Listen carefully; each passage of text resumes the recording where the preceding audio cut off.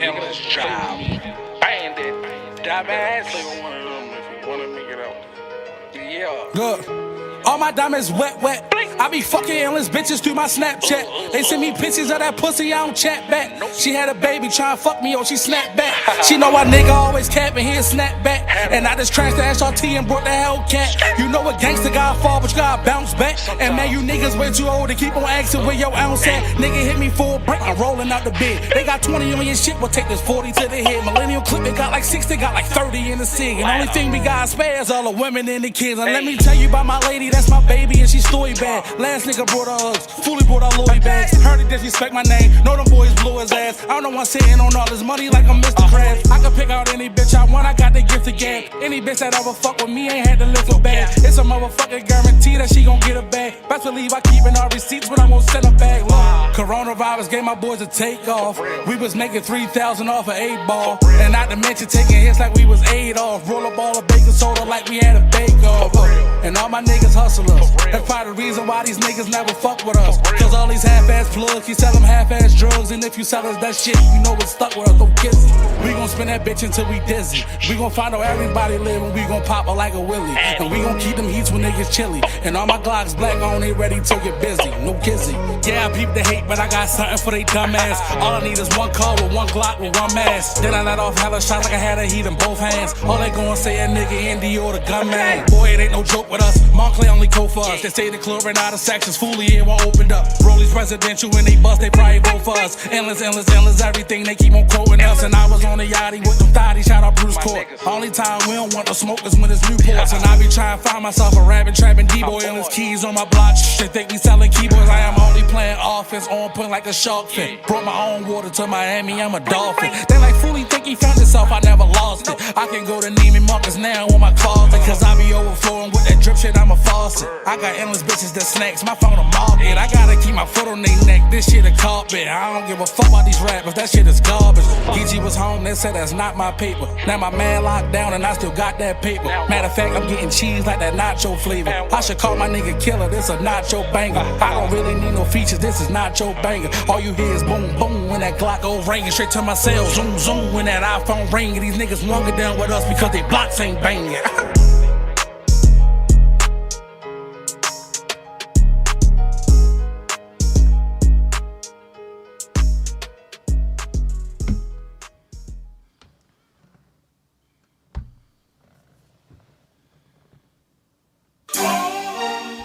I'm so retarded.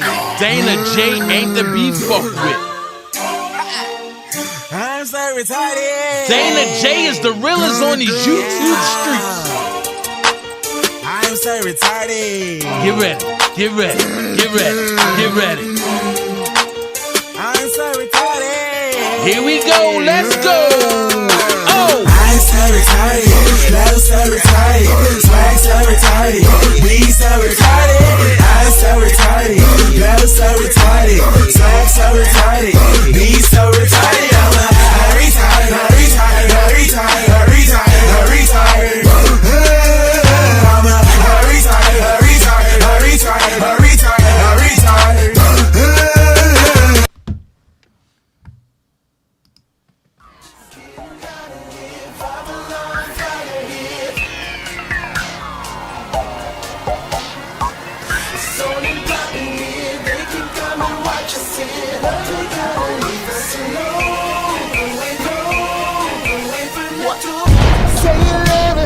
What you gon' do now? Hope you're ready, cause I'm really about to put it down. Girl, you know that I will never disrespect you. We have tomorrow, but tonight I wanna spend you.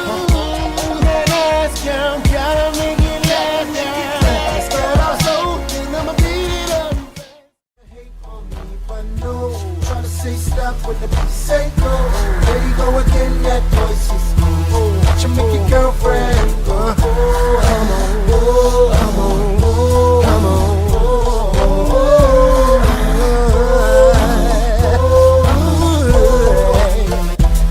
You've been waiting patiently, wondering when and where I be.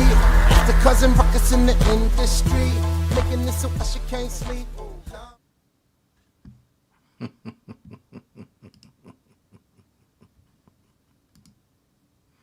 Woo!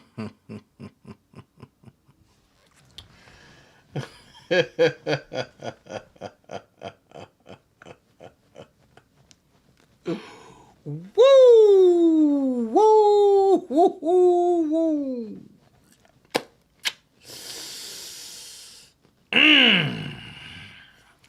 That's all I can say. But had a good day today. How about y'all? Y'all know what it is. I'm live. This is about to get brutal. And I'm gonna be nice about it. This is gonna be a nice, brutal live. You know what I'm saying? It's gonna be a nice, brutal live. I'm gonna put a lot of truth out there. And I dare anybody try to challenge me. I dare anybody. Heard a bunch of lies. Whew. Only thing I can say is, God damn. How many lies is a motherfucker gonna tell? Shit. I'm just lost. Like how many lies is a mother person gonna tell? That's all I want to know. How many lies?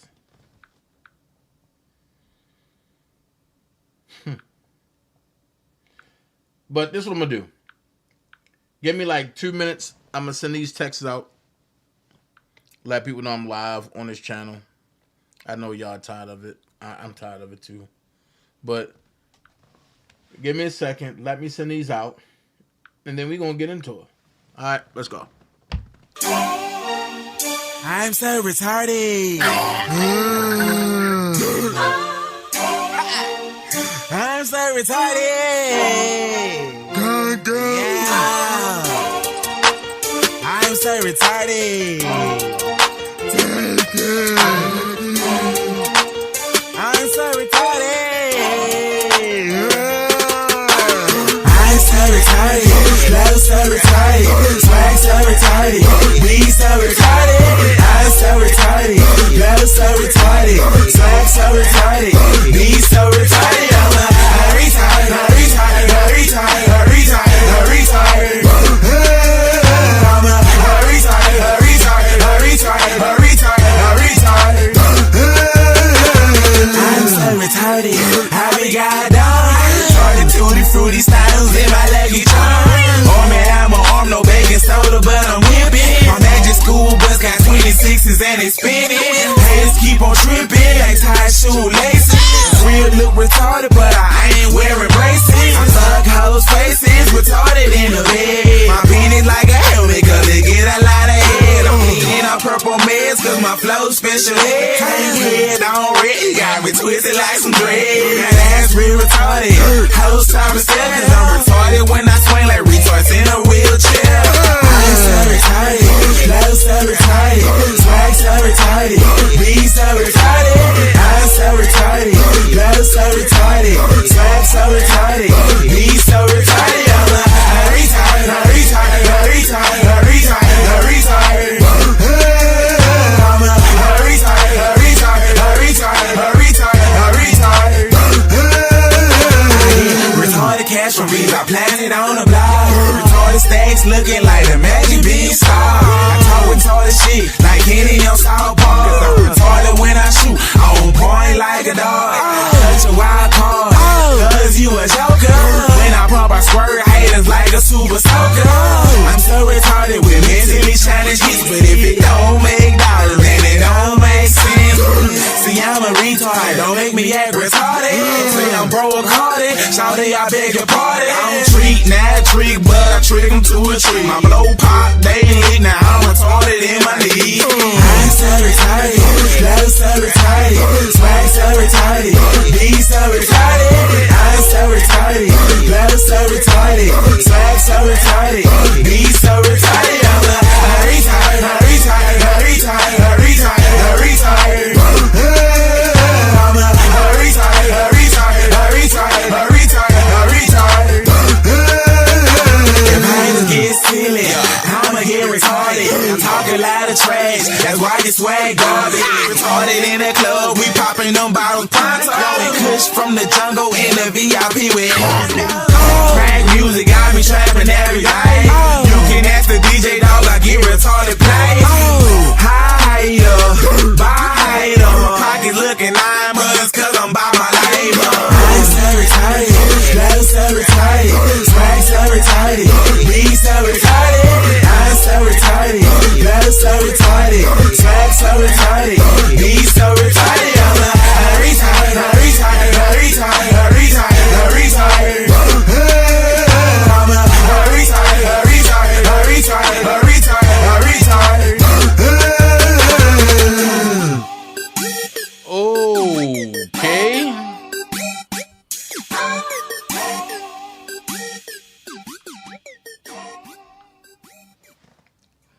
Okay, so what's going on now is the word on the curb from what I'm hearing is that, you know, it was a recording played today. Shabazz went live today.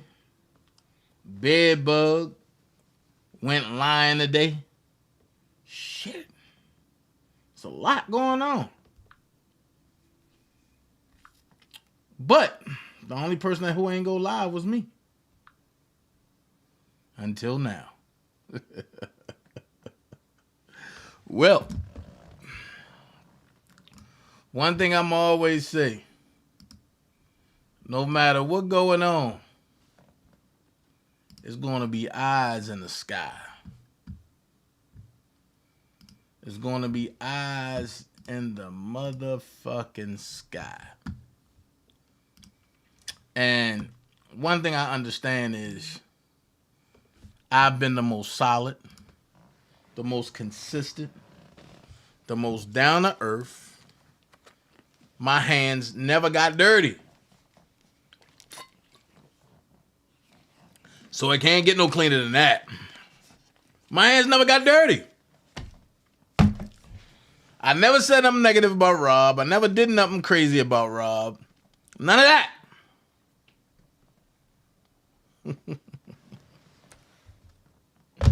Niggas mad because I had a conversation.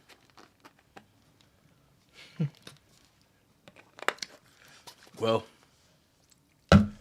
since everybody playing record and shit, why can't I? But I do want to tap into Hollywood next. She played something today that's key. And I'm going to play a little bit of it. And I want y'all to pay close attention. Each subject I'm going to break down. And it all leads back to two people. It all leads back to two people, right? But she played something that was key, right? If a person is secure about their story, it don't change, right? I have a problem with something.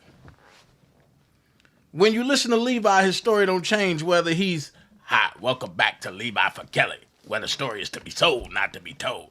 Or whether it's, listen to me, people, my cousin. The story don't change. When you listen to Prima Donna, the story don't change whether it's, hi, this is Prima Donna coming, da-da-da-da-da-da-da. Or whether it's Prima Donna on your head like, look, y'all janky motherfuckers, da-da-da-da-da. The story don't change. When you listen to DanaJay, whether it's, man, hell with you, or dissing this, or praise the Lord, or you can suck my, I'll pull up on you, the story don't change. Which have me thinking, what's up, Prima, what's up, Levi, and what's up, everybody in the chat? Which have me thinking, if your story is your story, who gives a fuck who you talk to? Who cares if they're recording? If you stand by your story and it's 100% accurate, who's worried about if you pull somebody's coattail or not.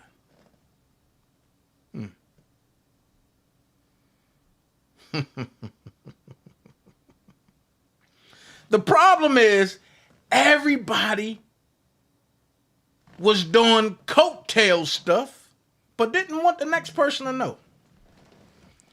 And you know that's going to keep trickling down. You're going to hear that a lot. Because as I talk about the overweight foxhound, as I talk about Captain Caveman and his YTF bitches, I said I wasn't going to cuss, but you got me there. As I talk about Jazmin Johnson,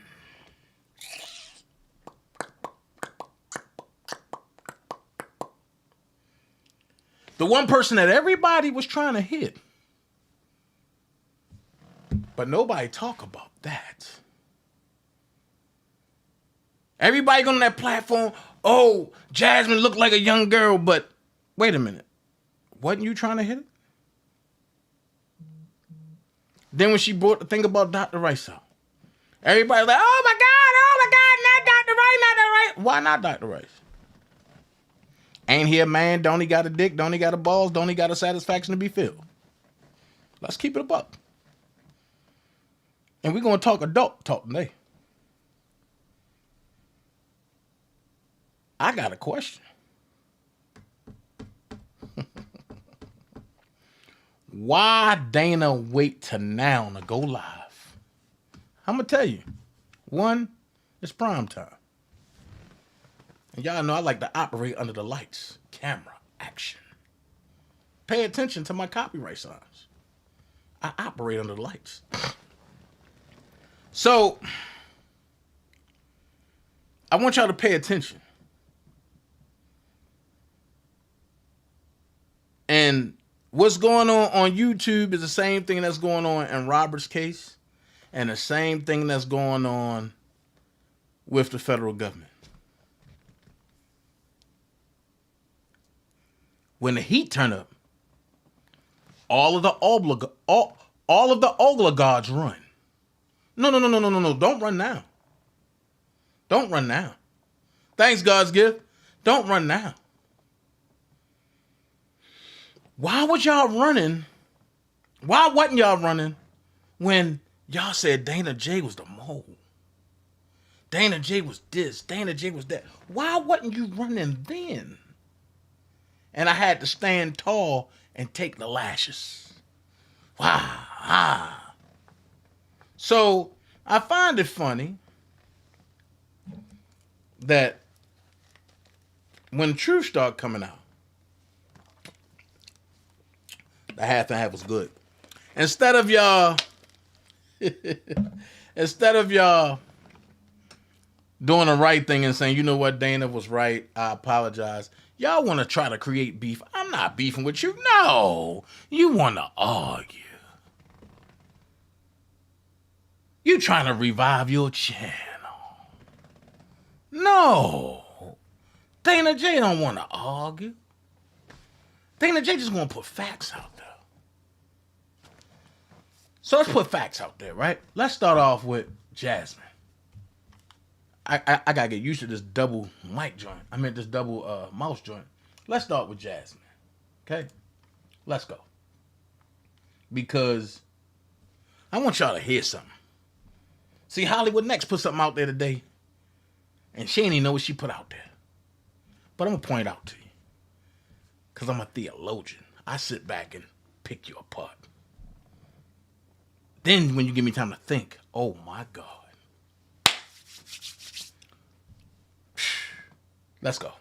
Saying if there was anything, it would have been consensual, but because there's nothing that's come out about her story, I'm not gonna add any fuel to any of these fires that these people have put into place. But I do have receipts for you all for everything that I say. Like I told you, I may literally stop. Prima donna, get out my head. Get out my head. And I'm going to leave that there for a reason. Watch. Just be the only 1% in this fight that's for R. Kelly. And I ain't trying to take this away from others, but I'm just only to speak for myself, as everybody should self-proclaim themselves as doing their content. So don't take this as yay. And then, of course, Kelly, I'm not here for the same purposes that these late that she's already at work. So I was like, well, I guess I can hang out with Dana for a little bit. Never thought that. Okay, so I take that back. This is a different scenario. Okay, she said she'd rather hang out for Dana for a little bit because she said that her friend was at work. Lie. She ain't had nowhere to go. She was in a group, I'm my brother's keeper. I'm not going to leave another R. Kelly supporter on the side of the road in Chicago with nowhere to go. So what I did was, took her with me. Bad move. I should have left her till on the side of the road, but I took her with me. So, and what I will do is I'm going to look for a video. And y'all pay attention. I'm going to re-upload that video. That's when we all went to the store to get something to eat, me and her, and everything. Pay attention to the conversation. Let's finish. Scenario. This is a different scenario. This is not related to the Shabazz. This is related to her experience to Chicago and getting to Chicago. Not when she sat and met with Dr. Rice and all them. This is a total different experience. So please retract my last comment and statement. And this is her actual moment in time. This is going to happen. So the next day, Dana was wakes up and was like, I'm going to go see Robert. And I was like, well, you're going to take me because you're not going to leave me here by myself. I don't know Chicago like that. So I went. Stop. She said the next day, Dana said he going to go with the others. And she said, oh, no, you're going to take me with you. I don't know Chicago like that. Contradictory. You in an Airbnb. I said, I'm leaving. You say, oh, no, you taking me with you because I don't know Chicago like that. But she was willing, as she say, to stand outside for 3 days until her friend came and got. I keep telling you, I'll sit back and pick it apart.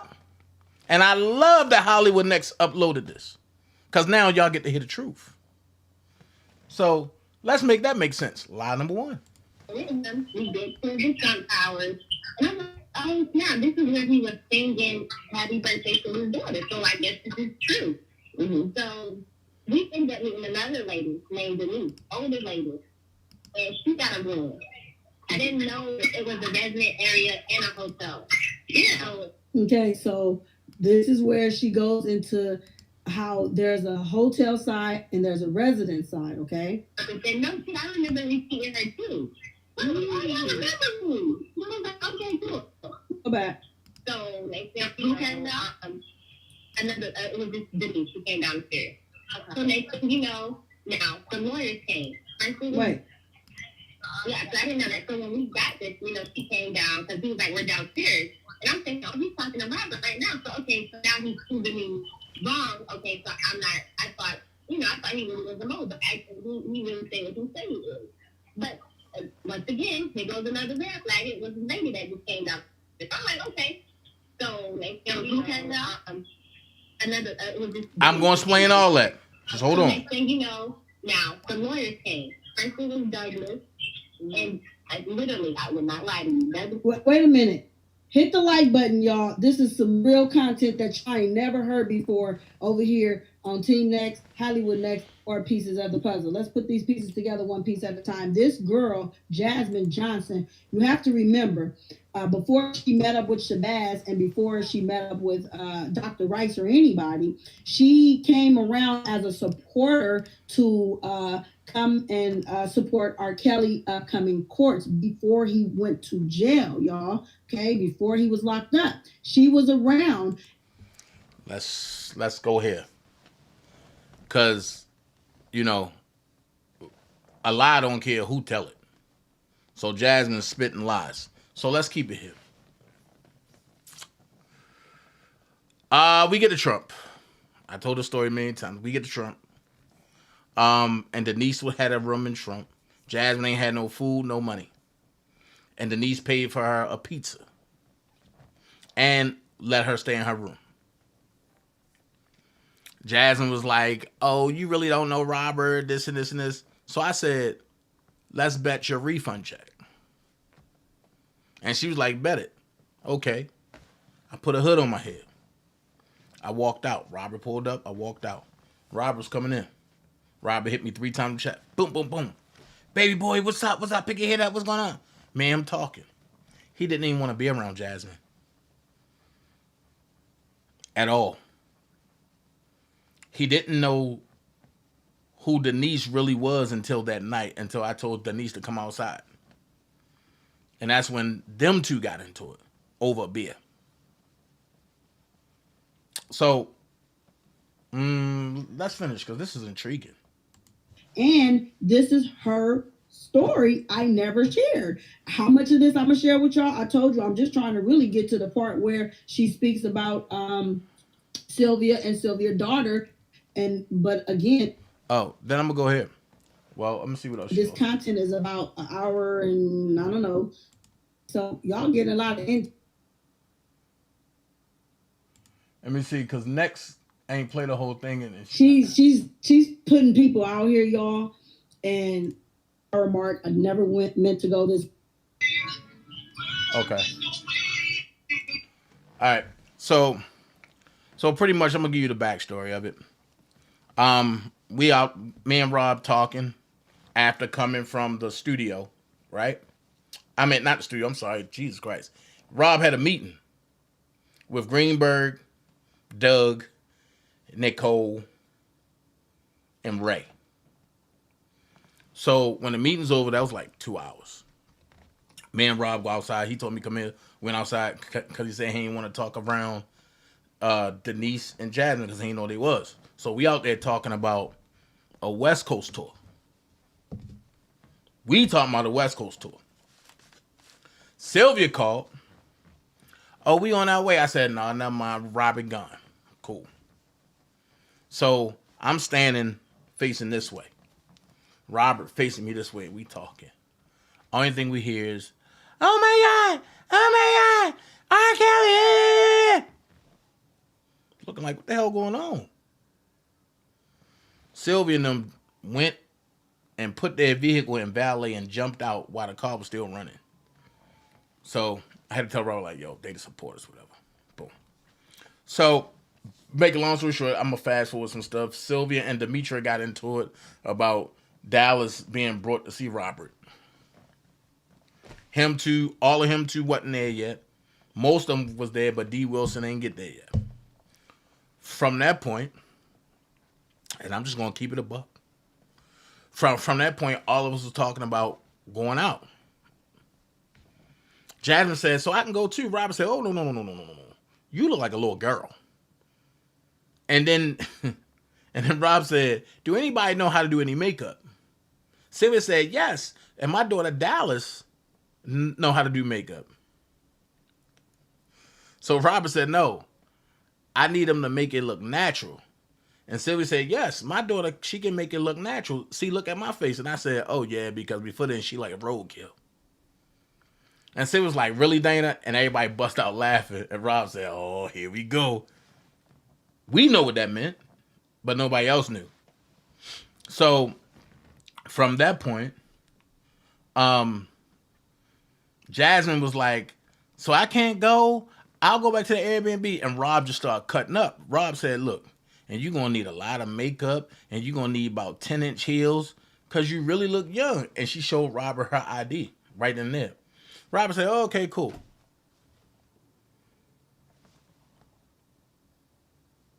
So me and Robert was like trying to figure out what we going to do and how we going to do it. So Robert said, look, I'm about to go run these steps. Y'all go get dressed, and we going to meet up at the special spot. Cool. So me and Jazmin go to the Airbnb. We doing us. Wasn't no force. Wasn't no nothing. I get a call. Yo, where you at? I said, I'm still at the Airbnb. What's going on? who these ladies right here? I said, I don't know what you're talking about. There shouldn't be no ladies there. I heard Sylvia's voice. So I immediately called Sylvia like, yo, what are you doing?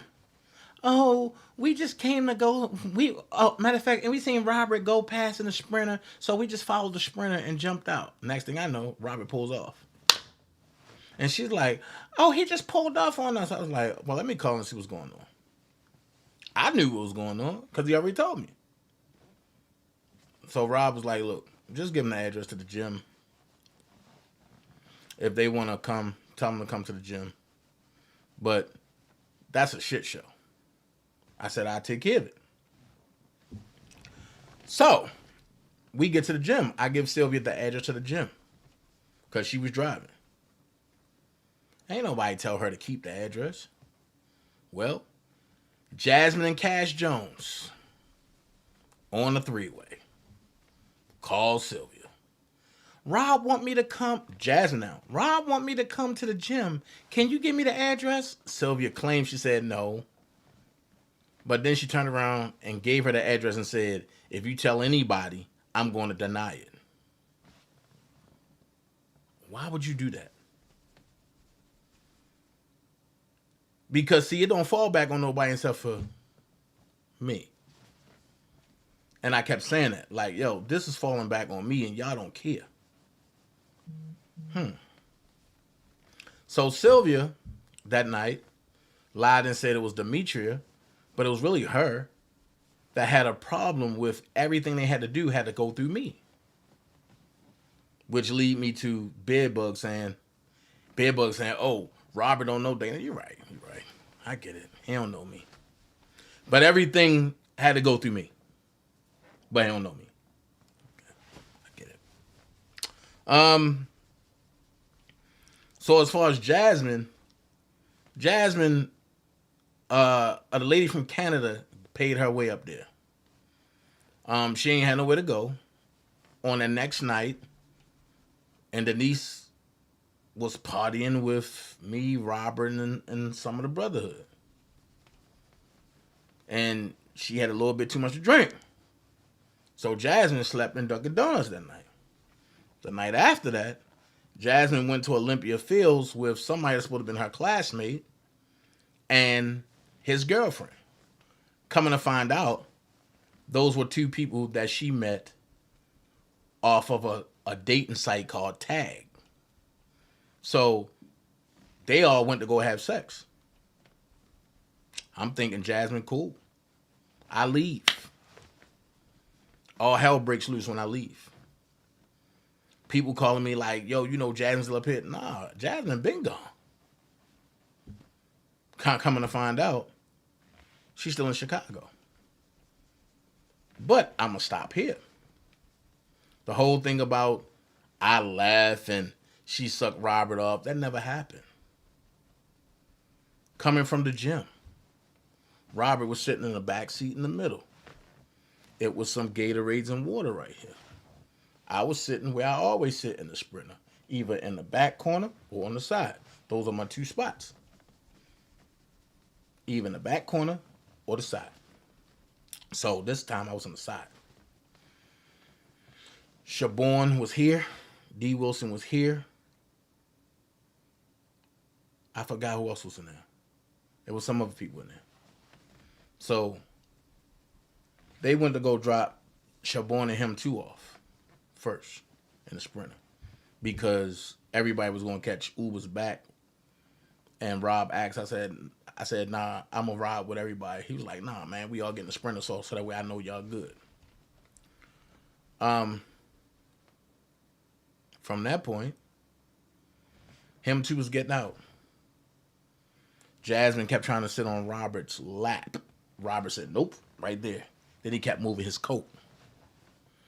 So when we all got out for him too, because I couldn't get the door, because I forgot how to open the door in the Sprinter, Jazmin insinuated, oh, my butt wet. And Robert said, the only thing your butt wet from is from some goddamn Gatorade and water. Better yet, I don't even want you next to me. Rob's words. So when we pulled up to the Airbnb where I was at, she got out first. She came back to the Sprinter. Do you have the code? So I gave her the code to get in. I'm talking to Robert about other stuff. Then me and Robert made the bet about the egg whites. I lost that bet because the egg whites were the best. Now, we getting into some other stuff.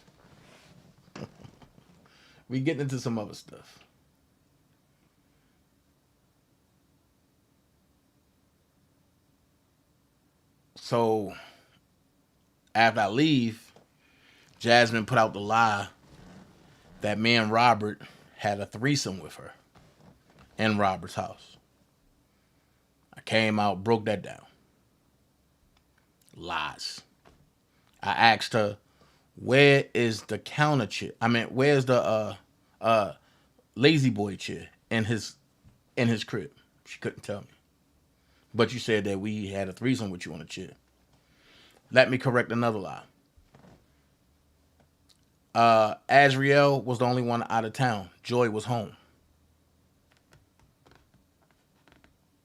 When it was asked of Jazmin, what, did you and Joy do anything? And she said, no, I never seen Joy. Well, how can you be in the house and Joy was upstairs the whole time? Let's go here. When Joy came to get her package that was delivered to her. And she took Azriel's up as well. Where was Jazmin? They say Jazmin is JP. Says no, Jazmin is not. So Shabazz was only going off of what Jazmin had said to Dr. Rice. And Dr. Rice made it seem convincing. And then they contacted Shabazz. The 12-year-old girl. When Dr. Rice first said something to me about that, I was taken by surprise. Like, yo, ain't no 12-year-old girl, so what are you talking about? Coming to find out. And you're going to hear this person a lot. The 12-year-old girl wasn't 12. She's supposed to have been 14. She's supposed to have been sleeping with Rob, all this. It was Latoya X. Latoya Middleton. Sylvia befriended her. And they got into some type of conversation. And Latoya was with her boyfriend, she say, at a truck stop. Her boyfriend put her out. Sylvia went in and went out to the truck stop and brought Latoya to her house, and she stayed at Latoya's house. They was trying to come to my house. I ducked them out the whole time. Let's keep it facts. Latoya has been to a couple shows in Detroit. But anything after that, I can't say nothing. We was on Sylvia's channel. And if y'all remember the one with Orange Juice Jones, when Latoya started talking about her being underage sleeping with Robert, I did like this. I slumped down in a chair, and I got the hell off that panel, and I ain't never come back. I will not be a part of fuckery. Like I said, you ain't going to sit here and tell a story that I never seen or never heard of. And when it started getting hot, she kept saying that the feds was coming in looking for her, but I don't know. I don't know if the feds looking for her or not. I'm just trying to put it like this. If the feds was looking for you, right? 3 things that came out. Why is it that everybody else had to show up subpoena, but the feds can't find you?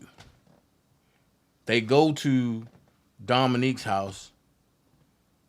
Dominique give them the Mickey and slip out the back door. Nobody can verify anything about you with the feds. Second thing, and you said, and you had a little boy by Robert. Nobody never seen this little boy. Nobody never heard this little boy. You doing your thing. I don't know. Third thing is you and Sylvia was tight. I don't know. And you said that Shabazz and Angelo tried to pull some stuff off on you, but then you and Shabazz talked and y'all were cool. So I'm not understanding none of that.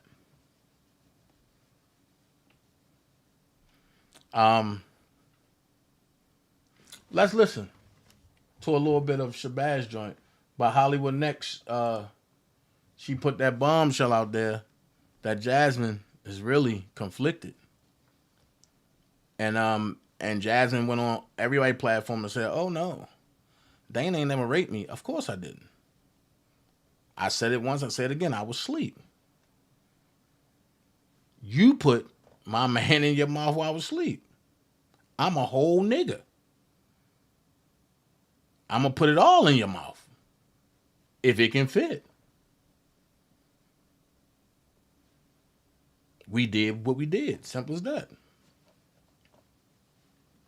Next. So, let's listen to what Shabazz had to say about Sylvia. And I can fill in the puzzle. Was searching, going through all kinds of leads. One of the leads that I found was via Facebook. At that time, you had the Me Too movement. Stop, Preem. You had the Him Too movement. You had all these different organizations that were popping up out of the woodwork. One that caught my attention, for some reason, someone had given me a lead on Facebook. And I think DanaJay had posted something about them coming or whatever and who was going to be there. So I reached out. I literally just reached out to DanaJay that way. Yep. As a result, he gave me some information and told me where they were going to be at. I think it was on the north side of Chicago. Yep. And DanaJay can fill in his own blanks as he listens. I can't remember the exact house, and people are going to come back me and say again, It was an Airbnb on the north side, but it was right, I would never forget it. It was right around the corner from the professional barbershop, Vinny Barbershop. I don't know where, but I just know that's where it was at. Don't remember this, and so you suspect. And yo, dog, I just don't remember. I don't remember. I'm not going to keep trying to make an excuse for it. Believe whatever you want to believe. If I don't remember, I don't remember. But because the story is accurate and authentic, someone else is going to remember and fill in the blanks for me, dog. The point of the story is the story happened. So I find the house. When I get there, you got, I believe, Him Too. And at the time, I think they were wearing like orange shirts that said Free R. Kelly. And some of the people that were involved with him too were memorable because they were characters. And I'm going to stop there. Me and Sylvia just had an argument. And Him Too had to break it up. Now, I could have been a selfish person. And when Shabazz pulled up, I could have been like, yo, it's just me, I'm out. But I looked for them too. I said, you know what? If I'm going to do this documentary, then they going to do it too. Because we was all rocking together. One band, one sound.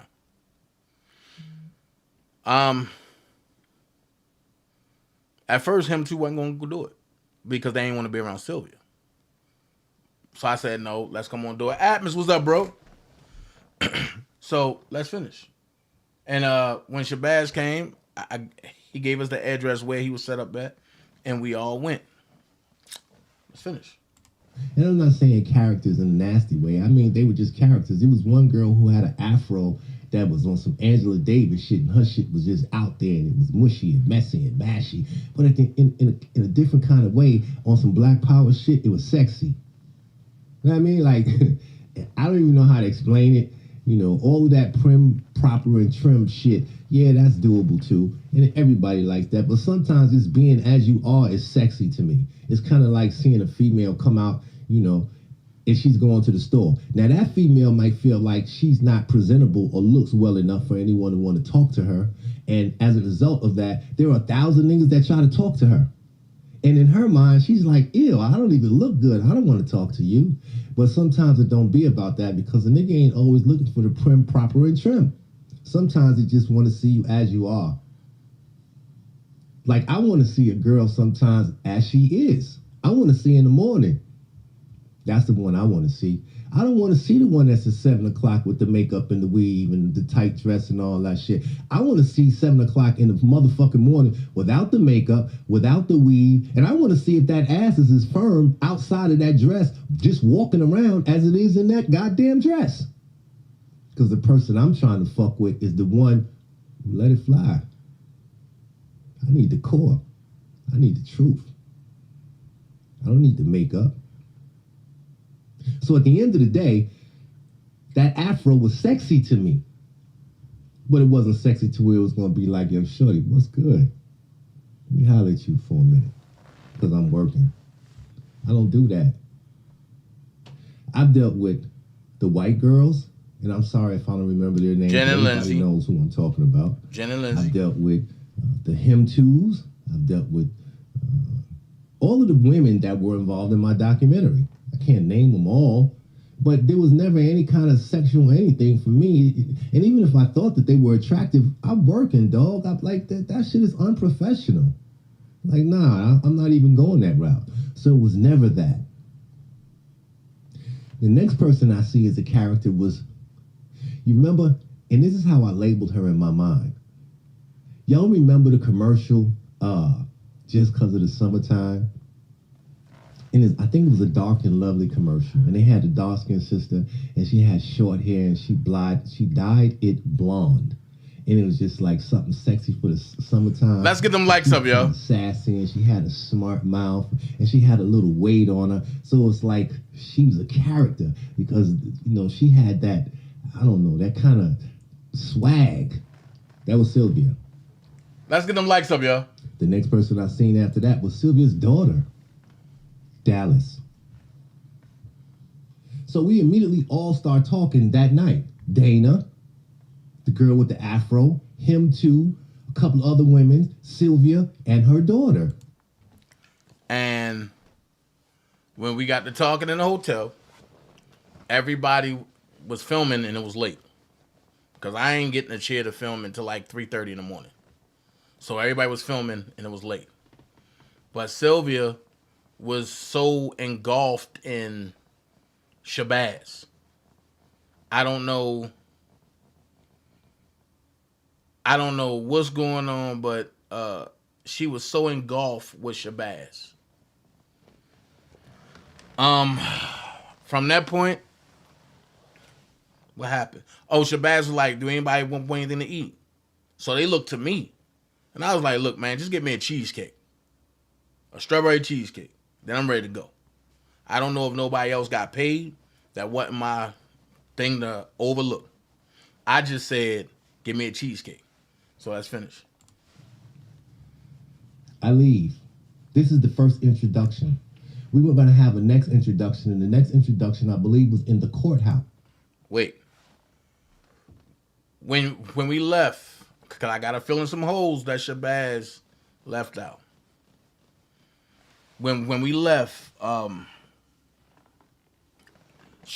asked me, can I get in touch with Lisa and Cassandra? So I called Lisa on a 3-way. And they wasn't even trying to talk to Shabazz because they didn't know who he was. So I told him, he trying to do a documentary for Robert. And then they got to talking to Shabazz, and next thing I know, they took off. And I'm looking like, hey, what's really going on? Let's finish. Now we go to court. And I believe they didn't pack the court, but there was a decent sized amount of people. It was approximately 39 people at the court. But listen to what he about to say. Pay attention. During the court, I'm skipping. During the court proceedings or going to get into the court proceedings, there was about to be a fight. Yep. It was a fight over some catty bullshit that when I look back on it was some fuck shit. Facts. That was a setup. Now, who really set that up, I don't know. What I do know is that before Shabazz got there, me and Sylvia had words.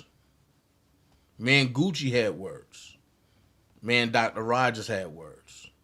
Dr. Rogers pulled out the police badge. I said, I ain't give a fuck about none of that shit. You ain't gonna disrespect me.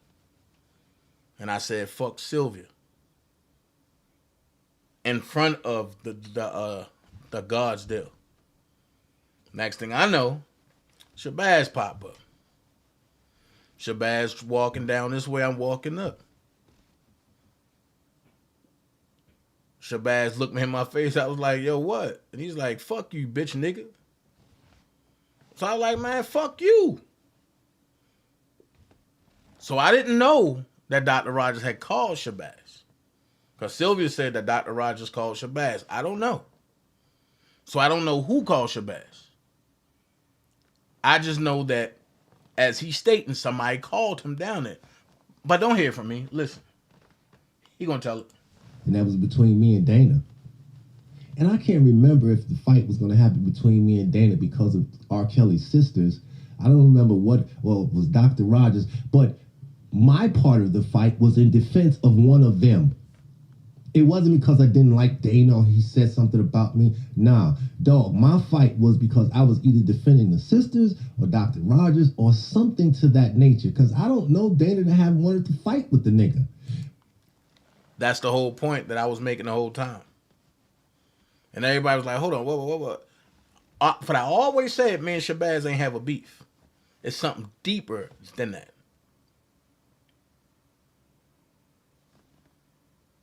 So now that it's all coming out, it have the same crew involved. And somehow or another, Sylvia always around. So at the end of the day, when Dabolski went running, talking about, yeah, man, my homeboy is about to trash Dana. No, y'all wasn't. What? None of that about to happen. What? None of that about to happen.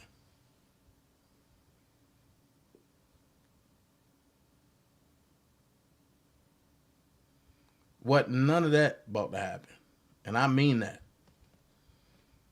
His homeboy and was like, yo, I thought you was about to beef and with him, so we was about to jump on him. Not knowing that I heard the whole conversation of when he was like, yo, Dana trying to do da-da-da-da-da. That was the whole reason of me going over there to get close to him.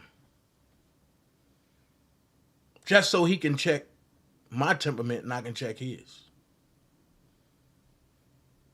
Because if it was really that serious, why Dabolski sent people there to stake out what was going on and who was there,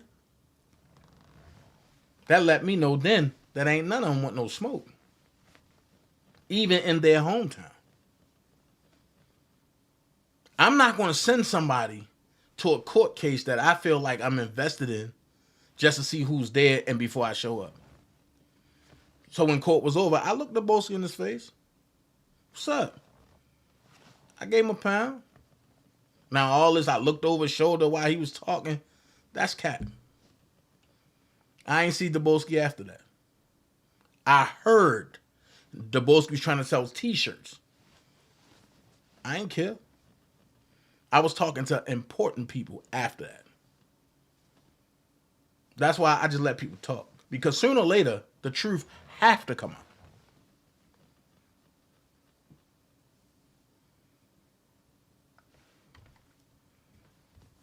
Prima said that's why they provoke Dana so they can play victim, flip the narratives instead of facing the fact. I said 3 whole years ago, nobody had to follow him. Facts. Yes, they made him the topic. Facts. So, I didn't know why me and Shabazz got into it, but I'm standing up for myself. All he know is that he was called down there because I was there.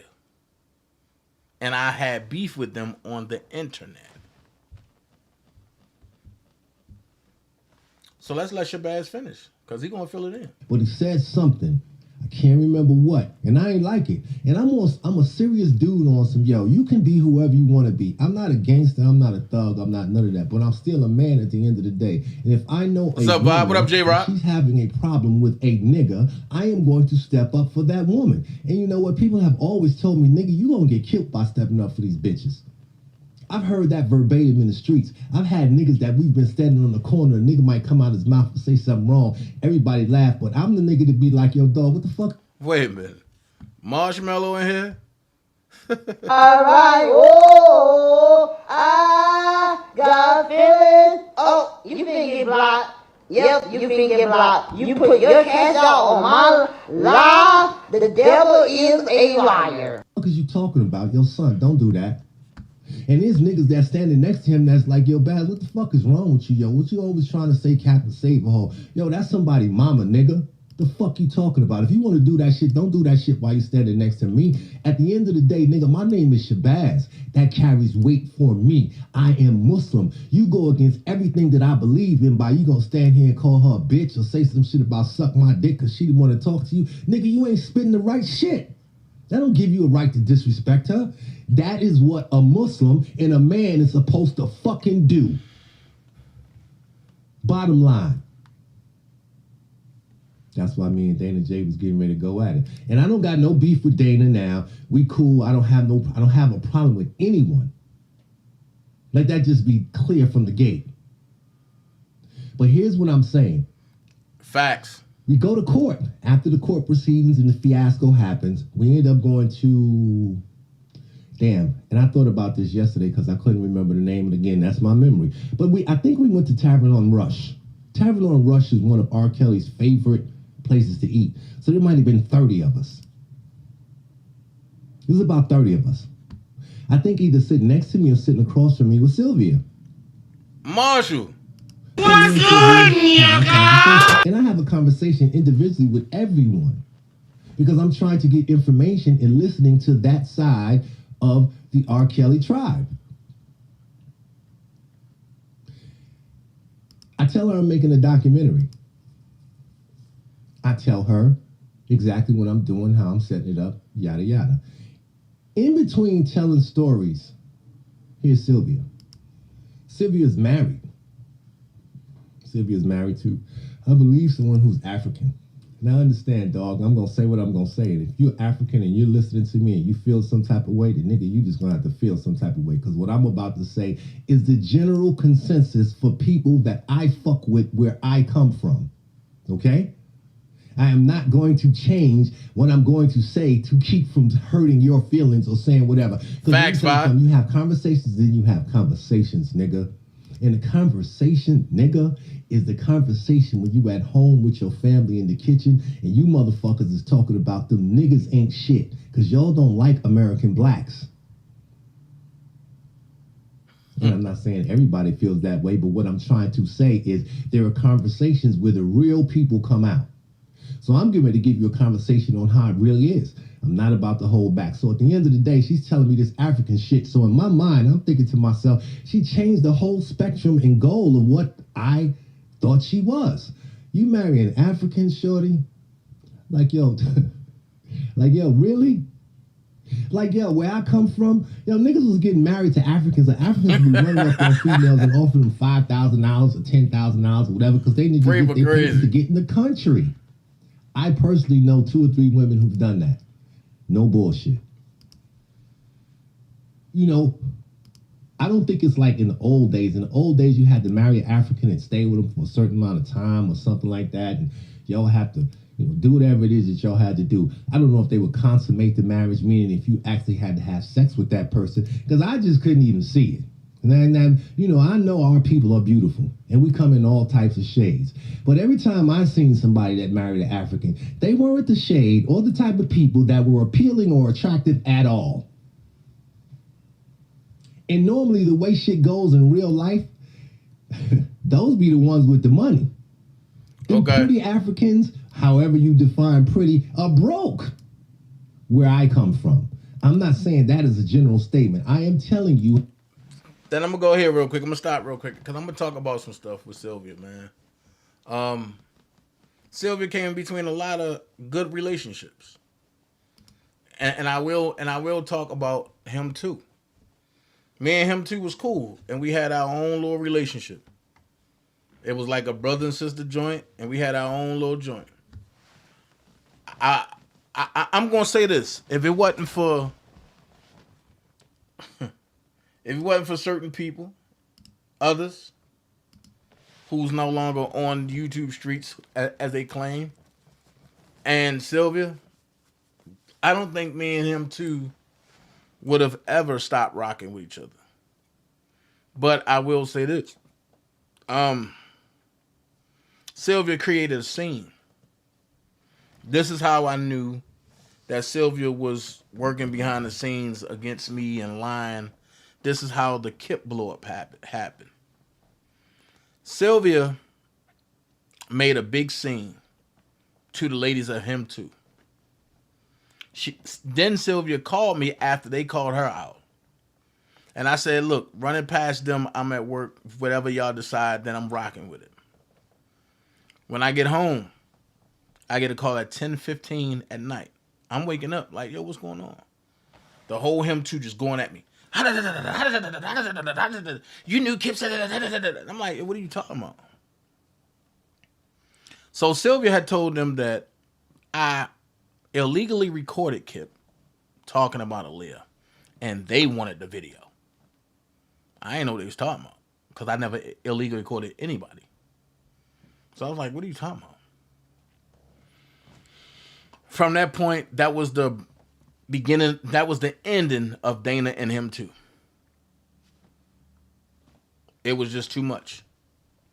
So when they gave me the alternative, because I had met Sylvia and was rocking with Sylvia, I chose to rock with Sylvia. That created the DanaJay him too beef. If you look in one of my videos, I had to come back and apologize to him too. But that created the beef. They went at me, I went at them. Because they was hurt.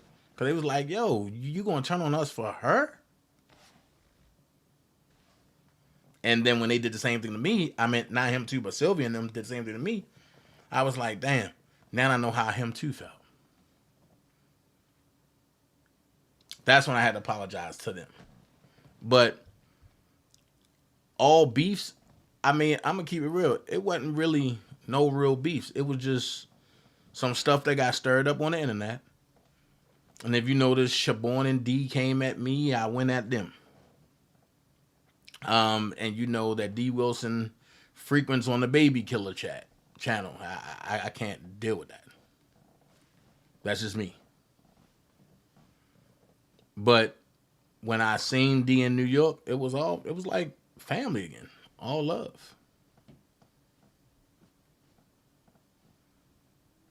So I do want to put that out there. And it is what it is.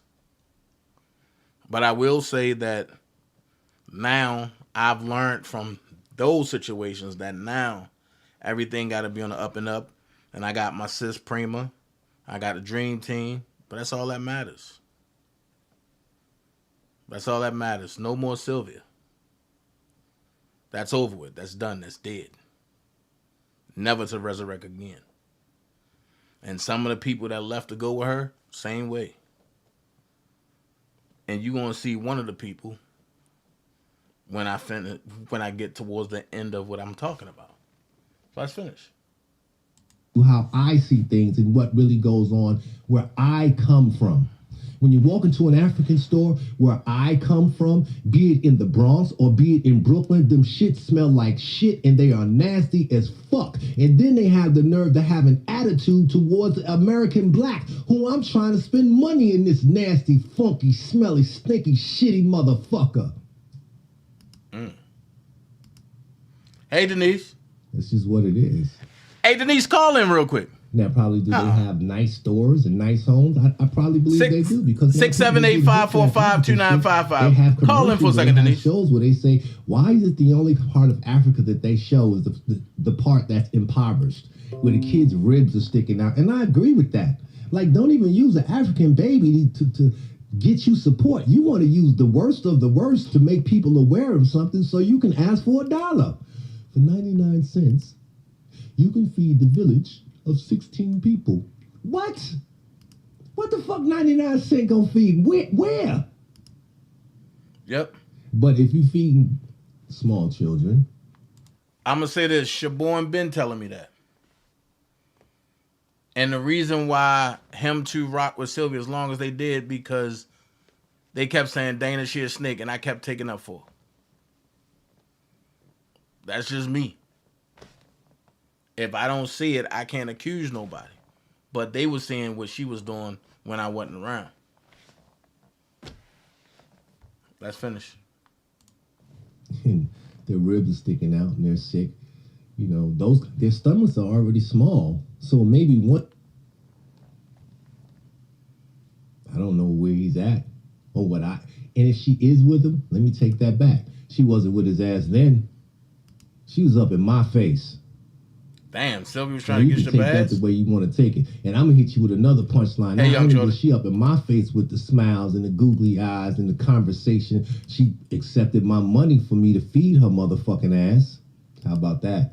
She didn't stop and say, no, Shabazz, don't pay for this. I got it. My African husband can pay for it with his Zumbuka Tukaluku card. She ain't do none of that. I paid with Visa.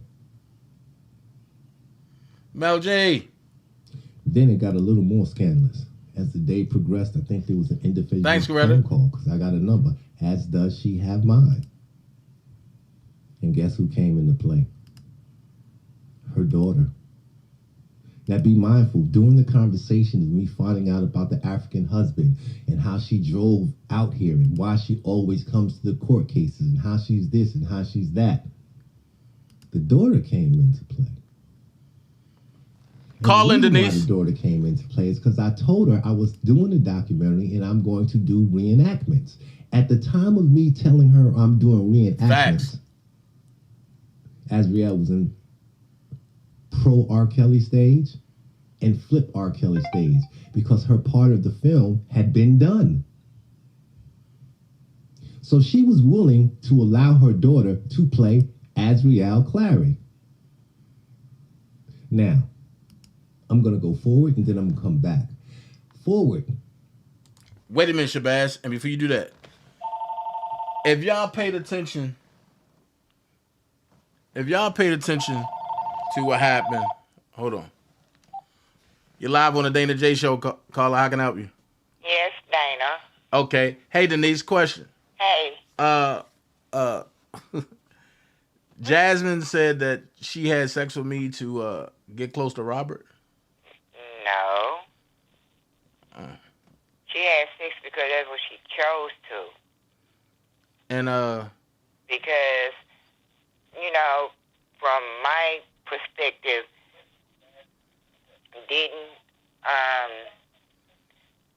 when she caught the megabus and you caught the megabus to come to Chicago, she ended up in Atlanta. And that's how y'all end up seeing each other. Because you didn't know that she was there and she approached you. And she really didn't have nowhere to go. And then that's when you made it to Chicago and you had told me, well, hey, I said, well, okay, I'm already here at Trump.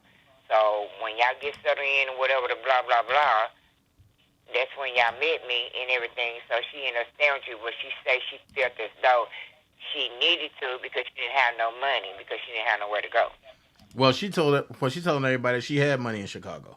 No, she didn't have no money because when we was going with you to look for a T-Mobile to find, I don't know, something dealing with your phone. And, you know, she was hungry. She said she didn't have number $3. And I said, I got you. You know what I mean? Right. And I paid her. So when we was at the Trump, right? Mm-hmm. When Sylvia and them first pulled up and Sylvia had them spandex on, right? Can I say somebody smell like fish? Right.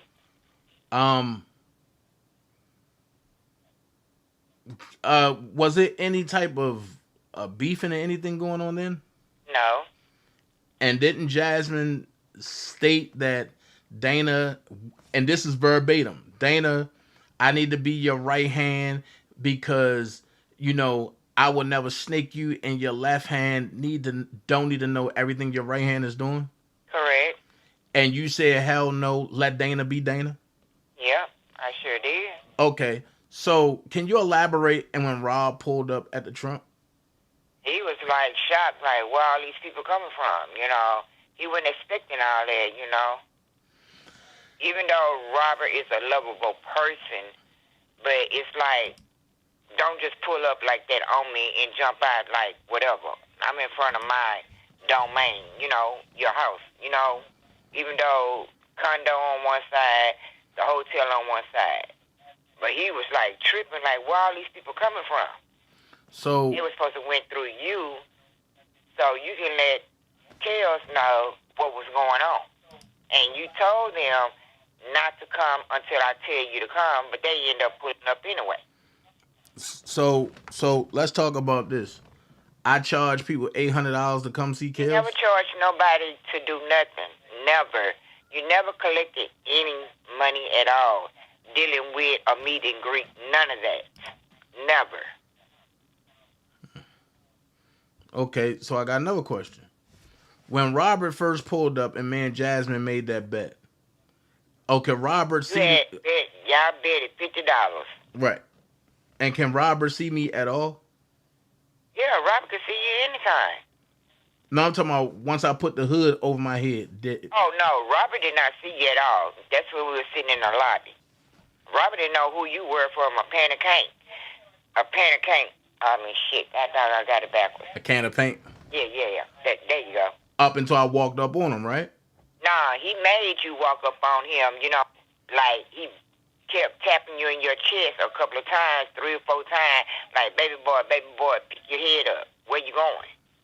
And then that's when he was meeting his lawyers with his crew, and his crew went on upstairs to meet with, you know, Steve Greenberg and Anton.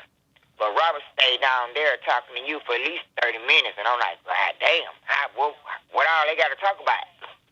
So when Doug Anton first walked up and when Greenberg first walked up, did Jazmin or did Jazmin not say, well, Dana, can you introduce me to all these people because they all know you, but they don't know me? Right, yes. Because I was sitting on the couch, you know me, I'm to myself, but I observe shit. And when Robert came out of his meeting, didn't he tell me to get up and come outside with him? Away from you and Jazmin? Yep, he sure did. And I was the one that told you to come outside, right? Correct. And that's when you and Robert got into it over a goddamn beer. Fuck it. That's my brother. Shit, I can cuss his ass out. Can't nobody else do it. So I'm trying to figure out all this stuff because, you know, Jazmin, the lady from Canada originally paid for her to get there, right? It's somebody, I don't know if the lady was from Canada or somewhere. I can't think of that girl name. I cannot think, but she paid Jazmin way to get there. Right. Because really, Jazmin was not just going to try to support R. Kelly, but she was going to meet some other people to sleep with the other people. Right. So let's go here. Second day. Mm-hmm. No. Let's say that first day. Okay. Didn't Jazmin come to you proudly talking about she slept with me? Yes, she did. She didn't say nothing about no rape at all. And what was your reply? My reply was, well, how you gonna sleep with a dude you don't even know? And that's when she said, well, I didn't have nowhere to go, and I felt I needed to do that. So I slept with him. Okay, so let me ask you this question. Here's the next question. When did Jazmin ever go upstairs with Robert to his place and me and Robert ran a train on her? It never happened. Never.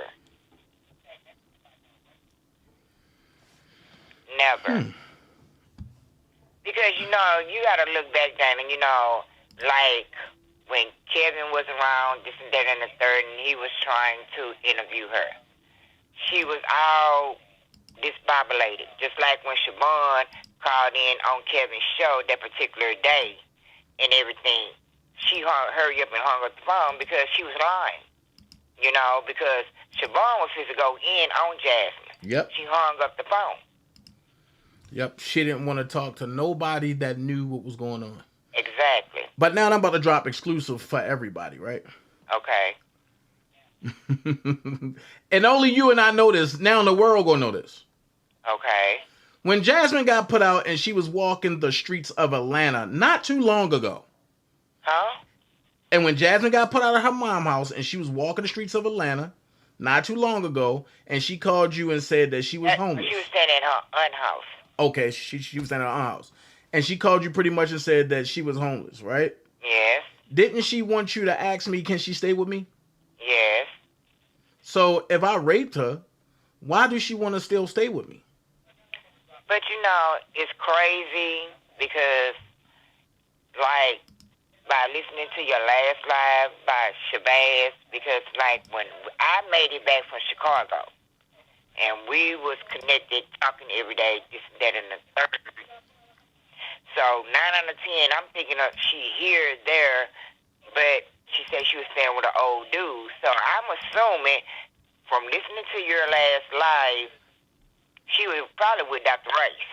You know what I mean? Because she was like, well, he left me. How he just going to leave me? I don't know nothing about this city, or I don't know nothing.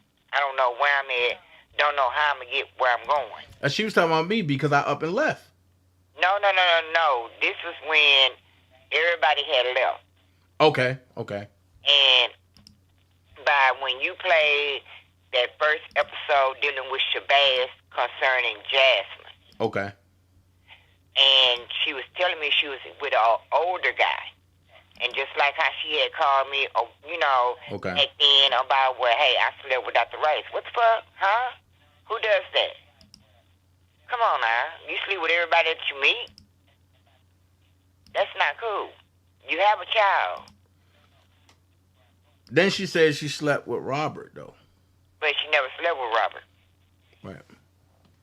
Never. And she got mad when you left because she was like, oh, and Denise is with Robert in the van. I said, yeah, because I put in there. Yeah, but for what? That's my brother. I ain't trying to go out there to sleep with him. Shit, I cuss him out. That's my brother. I'm not going to sleep with Robert. So, Like how when we rode around after you put us in the van, the Sprinter or whatever you want to call it, then when at first he wanted to go from after he leaving south side of Chicago, going around to his old neighborhood when we had to walk 10 blocks. And I'm tired and everything. And so when Bobby had said, well, hey, you got to take your sis back to the Trump because, you know, she's getting ready to leave to go back to Houston. And he said, oh, yeah, and then that's when you was there, and that's when you got in the van, the Sprinter, and... Wait. Everybody listen to what Robert said about Jazmin. Listen. Go ahead, Denise. Like I say, when they brought me back to the Trunk Towers so I can catch my ride to the airport. And once I got out, you know, we gave hugs, and I told everybody, you know, by this and that and the third, and you was right there. And then, so that's when Robert said, come on, Dana, let's go. We supposed to go, and Jazz was looking stupid, and she got real mad because she couldn't go with y'all at all. So pretty much, she was trying to just get in where she could fit in, and Robert wasn't having it. Exactly. So let's fast forward. Let's rewind because that's the second day. Let's rewind back to the first day. So when me and Robert outside, right? Mm-hmm. And we was talking about the tour. Right. And they pulled up and jumped out. Right. While the car was still going, and that's when the people from after a minute or two, that's when the people from the Trunk Tower people put them off the property. Right, because somebody had a sign out there, right? Right. So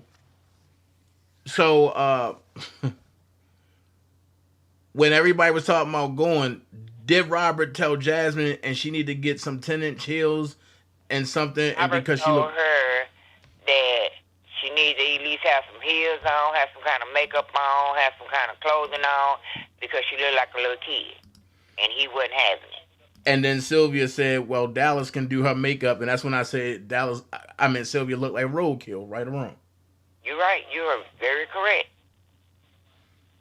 And that's when Demetria got into it with Sylvia, because Demetria was saying that Sylvia was trying to sell her daughter, right? Yes. Well, I guess Jazmin claimed that Azriel and Joycelyn wasn't there at Trump that weekend. And Jazmin was there. Azriel wasn't there. Right, Azriel was with our father in Florida. Yeah, because when I was waiting for my room at Trump Towers, I saw Jazmin and a dark chick, a little heavy chick, heavier than Jazmin, because Jazmin had on a black baseball cap and black and white Nike outfit and some white tennis shoes. And the girl had on some blue jeans and a sweatshirt and some tennis shoes. And they went, I guess they must have went and ordered some food, because they went down the stairways across the street, and they came right back and everything. But Azriel wasn't there. Because I even asked Robert, what was Azriel? He said she was in Florida. You know what I mean? Right. So they was able to go and come when they pleased. And like he was telling me, he said, I stopped them from going to the black mall because they was always harassing them. So he had to switch it up and let them go to where nothing but white folks be. Facts. So, if you remember, when everybody was leaving, me and Lolo, here's where Lolo come into play. Me and Lolo had to make them people come and get Jazmin from the Trump, right or wrong. You're right. Because they was talking about she didn't, because Jazmin didn't know Lolo from Adam and Eve, but she started hanging around with him, you know, for whatever reason, this and that and the third, and yes, Lolo had took, it was me, Lolo, and Jazmin, when I had ordered some pizza, and I said, well, instead of them deliver, I said, well, hey, well, if you don't mind, you could take me to go get it. He said, I don't have a problem with that, and that's what he did. And then that's when Jazmin was saying she was hanging around Lolo then. So pretty much when she went to Olympia Fields with that couple, and she had said that she came out there to eat pussy, right? Yeah, she said she was going to sleep with 2 women. So I'm trying to figure out, how did it get to her sleeping with 2 women to her going upstairs and me and Rob having a threesome with her? It never happened, because you know how tight Trump is. Ain't nobody just going to let you get on no elevator at all. They're going to call you. Because they're just like, when, you know, I hate to say it, but when I got drunk, she couldn't. Wait. What did you say, nigga? Man. Shaky knees. Ooh. Dana. That's when I was talking to the deaf guy. Yeah. Make him talk. Right. But, you know, it's like she couldn't even get on the elevator, even though she, you know, my phone got left behind, and they told her she could not go up the stairs by herself. Right. That's when it was time to go to court for Robert's child support court. And then now I'm waking up, you know, I'm hearing somebody banging on my door. I'm like, what the hell? I'm not doing anything. I finally woke up, and that's when they had Jazmin's right there, because it was 2 people. It was 2 of the attendant people that worked for Trump Towers. Right. And they asked me, do I know this little lady? And I say, yes, I do. And that's the only way she was able to get up to where I'm at. If I would have said no, she wouldn't be able to get in my room. And And she also told somebody, oh yeah, that I peed on myself when I got in the elevator. You ain't never peed on yourself. You were just goddamn in the corner shaking and talking about hurry up and let's get up there. That's it. What the fuck? And that's when him too had an intervention with her, and because of the way that she was looking at court. And they was even talking about pitching in to buying her some clothes and stuff, right or wrong. You're right on that part, but then after that, I didn't see nobody else because I had got a phone call, and I didn't know once you got in the courtroom, you know, not in the courtroom, but the waiting area to go get in the court, and I had left out, but they wouldn't let me back in. So that's when I went and hung out with Junebug. Okay. So I'm just trying to figure out, when did I rape her? You never did. Never. You never did. That's something she wanted to do. And she came back for more. Okay. Look at the needle, okay? I'm just trying to figure out, because if I raped her, why would she go through the changes she went through? You know, my thing is, you never raped her.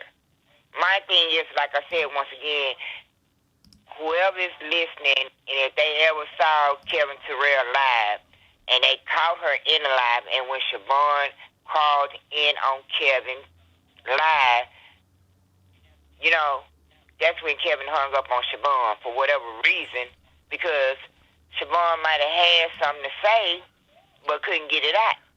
And it was kind of crazy because everybody knew Jazmin was lying. So now I'm about to put the truth out there for a second about the Sylvia thing. When him to myself and Sylvia, when we all split, right? Mm-hmm. The only reason why we all went over there with Sylvia was one, and because I thought she was, you know, telling the truth, and I just thought him too just wanted to do their own thing. And the second reason was because when I seen some of him two jump over there and with Kevin, but I said, oh hell no. Right. That's the only reason why. So it's like it kills me now that I took a beating for almost 3 years when a lot of these people knew the truth. Right, exactly. But you know, sometimes people go through things and not understand it, because I know at the time when we was all rocking and everything, you know, D used to always get on you all the time. Yep. She always have. You know, that's why you call her Mama D. Right.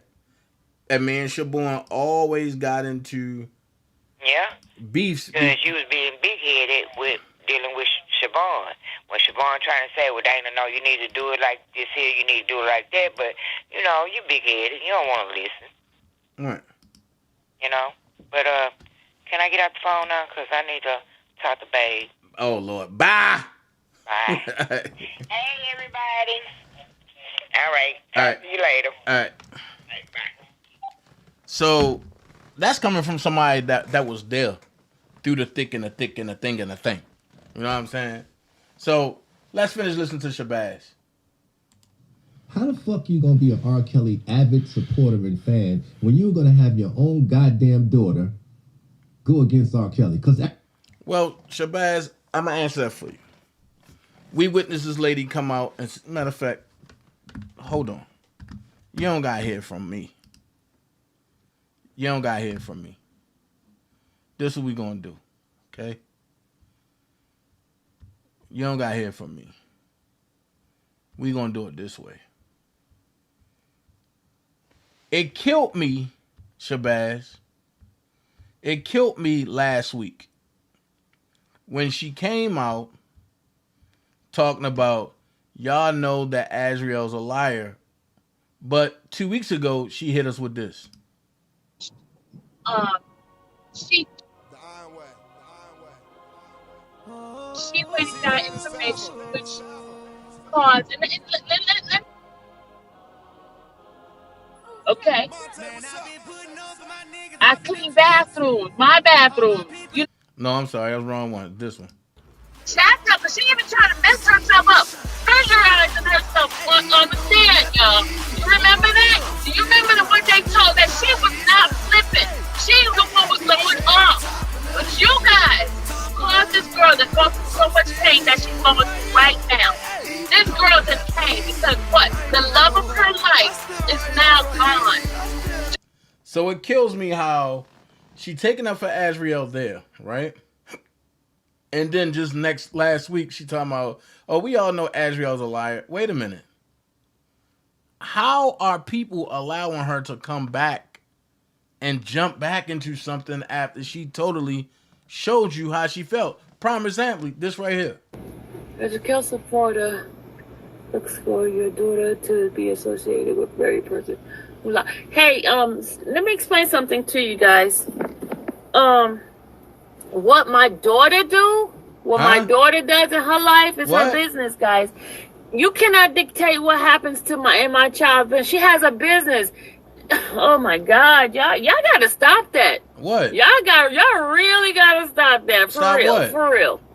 You can't dictate what happens with what my child does in her business. Come on now. Makes sense. Y'all make sense. You want Dallas to be broke and not have a business? Oh Lord have mercy. Jesus. Woo! What Jesus got to do with it? Woosa. Woosa. But Dallas don't know Robert. What? Y'all think Dallas supposed to stop on whatever business transaction she has because of Mr. Kelly? Come on now, stop. Right, Seth, Stop 1936. it. My daughter's a grown woman. She makes her own decision in her own life. Y'all gotta stop that.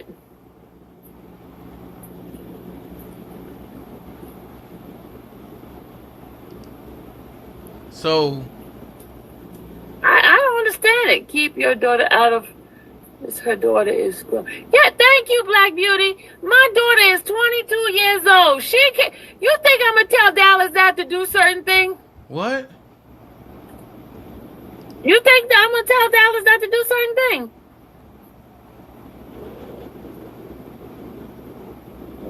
And she'll tell me, Ma, that's you. They ain't got nothing to do with me.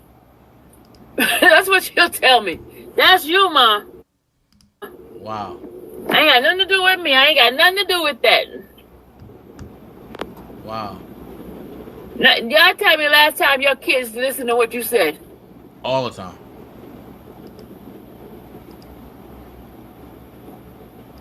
No, but y'all gotta understand. Oh my God, y'all. You guys, I give my daughter has a freedom to think whatever she wants to think, whatever she wants to do. That is her prerogative. When she was younger, I taught her to go after her dream. What up, Dale? You understand what I'm saying? As long as she doesn't hurt anybody. I don't know why they're bringing up Dallas, because I guess Dallas, Azriel posted Dallas or some mess like that. I don't know. Dallas is a makeup artist in Atlanta. She's a makeup artist. People sees her website. They hire her. They hire her. Wow.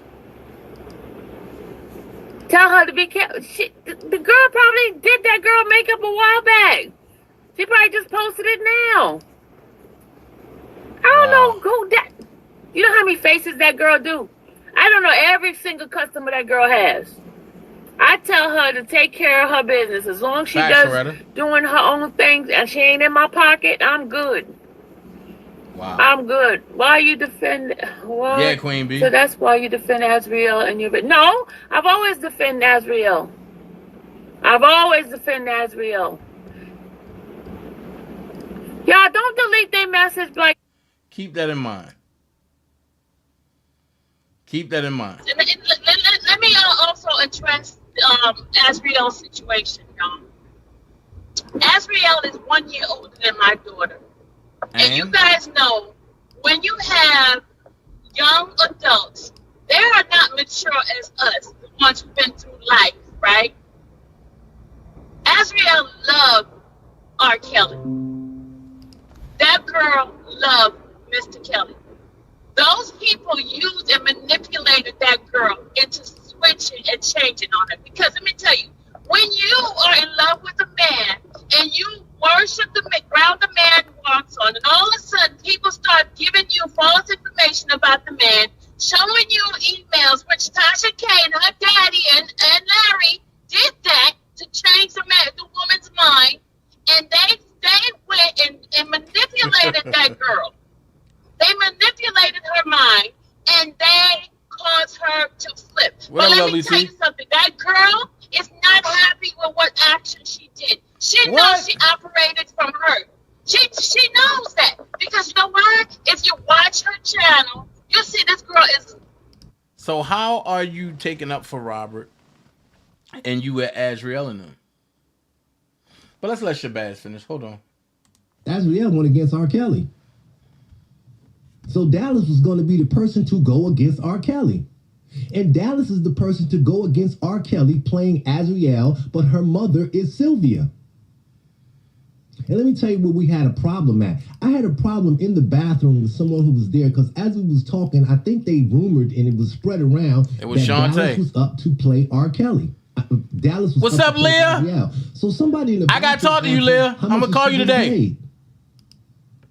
Now be mindful. I've told you guys this from jump all the time. At the end of the day, I am going to compensate somebody for their time. I am going to do something for their time. That in particular incident, not only did I do something to show you what I'm saying, I paid for everybody's food that went to court that came to Tavern on the Rush. And there are 30 people. So before y'all start talking about the nigga lying and and I don't believe you, ask those people. The same way you can post in the bullshit on Twitter, Instagram, and on this YouTube page, you can simply message somebody and say, did he do that? He did. Right. So in my eyes, because I knew her, and I'm putting this together, I'm making a profile, and I'm doing it as if I was a police Right, officer. Prima. Because you know how police officers make profiles up according to people. So according to the incidents that I've already had and encountered with this young lady, which is Sylvia, in my head, I'm saying, I know she's putting her daughter up for sale. A, you then took my money to eat. B, and more importantly with this, you married a goddamn African that you're not with. C, you're dragging your daughter around the country because you idolize her and you're involved with this case and she's going to be a part. And now you're putting her directly in it as a result to try to get on. Her daughter didn't know no better because that's her mama. And her daughter was of age. And actually, Callie, in reality, what's up? What really intrigued me about it was she really looked like Azriel. She just had a bigger chest. True. Did it seem weird to me? No. And the reason why it didn't seem weird to me at the time is because that's how the game go, dog. Like I was trying to get a film done. Did I think about what I'm saying right now at that time? It didn't seem weird to me at all because that's normal. That's what people do. If there's a way to come up or the way to make some extra money or the way to be involved in something and you have a hidden agenda and your agenda is to get your daughter on or get yourself on, that's what people are going to do. I've seen people in Hollywood where y'all going to... I've seen people in Hollywood where you would say, this is a legitimate network, okay? And they're white folks. And they will come in and get you to sign your life's rights away and give you a check for $250. And the people sit there and sign their life's rights away so they can be on camera. The white man then takes that film, puts it in something, and it's sold for perpetuity. You know what that means? Forever. And you've given it all up for a check for $250 and the right to say, I'm on BET. Yep. Like, you're right. You're right, and when you try to warn them and tell them, like, dog, don't sign that, because I've been in that situation. Don't do it. The black man or the black person feels like the publicity Callie, a whole mess. going to start and boost their career. And I'm going to tell you something. That shit don't do shit but make the nigga news. Yo, the first season of American Gangster, I was one of the producers on 2 of the shows were mine. When people say Shabazz back and keep it where it's supposed to be, you got your daughter up in here and she's for sale. You're not no better than Angelo. You worse than Angelo. Because you championing, headlining your daughter playing Azriel, and Azriel flipped on R. Kelly. But you're championing R. Kelly. And perhaps maybe that's the reason why. Didn't R. Kelly remove you from his mailing list? Does R. Kelly fuck with you? Let's keep it real. You got your morning affirmations and you're this and you're that. Does R. Kelly fuck with you? No. Let's go even a little deeper. Doesn't your daughter now work for Azriel? Doesn't she apply her makeup? Like, yo, who you fooling? Who are you fooling? Now, let me give you another story. The story is after I put out the documentary, she felt that she was entitled or had a right to be a part of the documentary because I small put her in. I have right, Prima. 30 to 45 minutes footage of her as well. Of course, correct. Prove and show. So try me, shorty. Much love. Like, thank you for staying. Me. And you know what? Here's what I'm going to say. I don't want to even be disrespectful towards you because I don't feel that a man should be arguing with no female. But at the end of the day, I still also believe I have a son and I have a daughter. And I tell my son, if a female put her hands on you, you hit that person back. Bottom line. It can't be no don't hit no woman. If you step up outside yourself as a woman to a man, the man is supposed to handle his business accordingly. I'm not doing that with you. I'm just going to tell the truth. Look this shit up that I'm telling y'all. Yep. So in addition of her feeling a sense of entitlement, you know what she does? When a documentary comes out, she puts it on her channel on YouTube. And listen, y'all. Everybody. Pisses me off. Now I'm going to tell you a part 2 of the story for her. From the piss off from putting my shit on her YouTube channel. When I first reached out to get in contact with her, she says to me, I was just trying to help. That's facts. You trying to help? You trying to get views, shorty. You trying to get people to come to your goddamn channel with my documentary. The documentary is for sale. After we argue, she tells me, what's your Cash App? What? What's my Cash App? I have the text. She says she texts and she has this and she has that. Then she knows it's true. What are you going to do? Send me $19.99 for a view when you done let a couple of thousand people view the shit? That pissed me off. So I was going to... And I'm going to say this. When Shabazz told her he was going to strike her, she went and held a private Zoom and had 60... The first time, she had 68 people in there watching it. Then she had 139 people in there the second time watching it. Go ahead, Shabazz. Strike her. I had a team of lawyers. Trust me on that. I had my own individual lawyers, but I also had access to R. Kelly's lawyers. Now, for some small reason, it was strange reason is the word. Maybe I shouldn't say small reason. For a strange reason, she knew someone that actually knew one of R. Kelly's lawyers. I think his name is Gucci Poochie, Poochie Gucci, whatever the nigga name is. Well, let me stop you there. Gucci D'Souza was Sylvia's manager for Facebook. I mean, for YouTube. I'm sorry. And for YouTube. And he also was playing as a lawyer. I don't understand how that happened. How you go from a promoter to a lawyer and a manager? I'm not understanding. But I'm going to let Shabazz bring it down. So she's obviously in panic mode. Because she arguing back and forth with me, and I'm not trying to hear none of that because there's nothing that you can say to me to justify you taking my documentary that is on a network being sold at $19.99 a pop. Right, and you can show it to a couple of thousand people, and you feel like you can do that because you were in it, and you were in it for a minimal amount of time because that shit she was saying, I wasn't trying to hear, and I wasn't even trying to show. I let you say what I felt was pertinent to the case, and that was going to be, that's it, that's all. I minimized that because after all of the filming was done, I started getting calls from the girls from him too. And some of them were scared. They were calling me and saying, Shabazz, don't put that out. Take me out of it. And that's because people were already threatening them just from the rumors of them being in it. So they didn't want to be involved with it. They felt like, nah, I don't want no parts of that. And they know who they are. I was the first one to say I didn't want to be bothered with it. With the presidents, because my part was in there, but I didn't want to be bothered with it due to the fact that I got word that it was an Angelo production. That's what was said.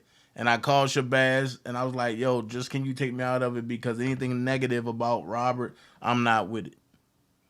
And Shabazz like, yo, are you sure? Yo, it's not for Robert, it's not against him. That's how I was able to tell y'all it's not for him and it's not against him. I was the first one to be able to tell y'all that. Let's finish. So what I'm saying, all of this shit is verifiable. People can tell you that. Yep. So she felt like because she had enough balls to say it and didn't want to be removed, that she had a right to show it. And then she must have felt like because I had anticipated or we were going to use her daughter to play Azriel, she had even more of a right to do it. And it's like, yo, where the fuck you come up with that? Where you get that from? Who? Now, Prima, I'm going to pause you right there, Shabazz. Prima makes a lot of sense. Because I think Angelo might have pushed that, or Dr. Rice might have pushed that. More so Dr. Rice might have pushed for Jazmin to be in there so that way Azriel can see that somebody else and they slept with their man. You know what I mean? That makes sense. That makes sense. I ain't think about that, but that makes sense. Who told you that shit? So now when I'm bringing it to her, and I'm not even doing it on a disrespectful level, I'm like, yo, what is wrong with you? Now it's a problem. So she goes to the Gucci Poochie nigga. The Gucci Poochie nigga gets on the telephone and calls one of Kelly's lawyers. Now, what Gucci Poochie don't understand and don't realize, at the end of the day, I fuck with R. Kelly's lawyers. Like, that's why I don't understand when y'all people say, well, why is it or how is it that he could be talking to Jennifer Bongine, or why would she talk to him? Yo, why would she talk to him? Yo, let me tell you something, nigga. My footage and my property was a part of that case. So now, if you really want to be, if you really want to be real about it, nigga, I could talk to the prosecution or the defense team, because what I have is valuable to both. One can fight for character, one can fight against character. I chose not to be involved at all. So I didn't ask the question of how did Gucci Poochie have one of R. Kelly's lawyers' information. I could care less about that. He doesn't know who I'm really messing with or who I'm connected to or how deep this shit really goes. But what he was getting ready to do was find out. Because in between that time, he started making threats about what he was going to do. What you going to do? So somebody in Chicago got wind of that shit. And the lawyer knew the person that got wind of it. And the rebuttal to what he was going to do, because his friend, right, sus, you know, whatever they are, told him whatever and sent him out on a mission. He was going to have a problem, dog. I'm telling you. And I told y'all guys before, it wasn't going to be for me. Without question, you run up on me, I'm going to show you who I am. Win, lose, or draw. Nigga, but I'm going to show you who I am. But the people who got the message that you sent, they wasn't trying to be win, lose, or draw. You was lose, lose, lose. And I hope y'all remember when I came live and I said, Gucci, with whatever you doing, chill. Because them people after you. I said, let me talk to some folks and see if I can get you out of this. That's when he turned on me too. Hope you still know this dude, because but this you week on the phone and called one of the lawyers. Listen. But the lawyer that this in particular dude knew is a lawyer that's going to say, nah, we're not doing that. We're not having no problem, because he's a peaceful dude. He don't want to be involved with that shit. This is some lawyer shit. Like, a nigga ain't got time for that street shit and all that. And then ain't nobody really trying to have all time for that, because Sylvia was out of order for even putting my shit up in the first place. So how in the fuck are you going to defend something that this lady did? So the resolution was for her to take it down. Gucci Poochie pled his case about that shit with the lawyer for 30 minutes. The lawyer told me verbatim what happened. Now, this is also, bling, a subliminal to those who say, how does Shabazz talk to lawyers? If Sylvia has any honesty in her mind, in her heart, in her body, even if she's mad at me, you have to okay, hey, Georgia girl. How does he know that? Because it's obvious one of the lawyers had to tell him. Y'all put too much stock in these lawyers and what y'all think is God. They're only people. And a lawyer is the biggest fucking liar on the planet, because they have to lie to get their clients off. So although they may put on a front and an image of being Virgin Mary, they are liars. They are professional liars.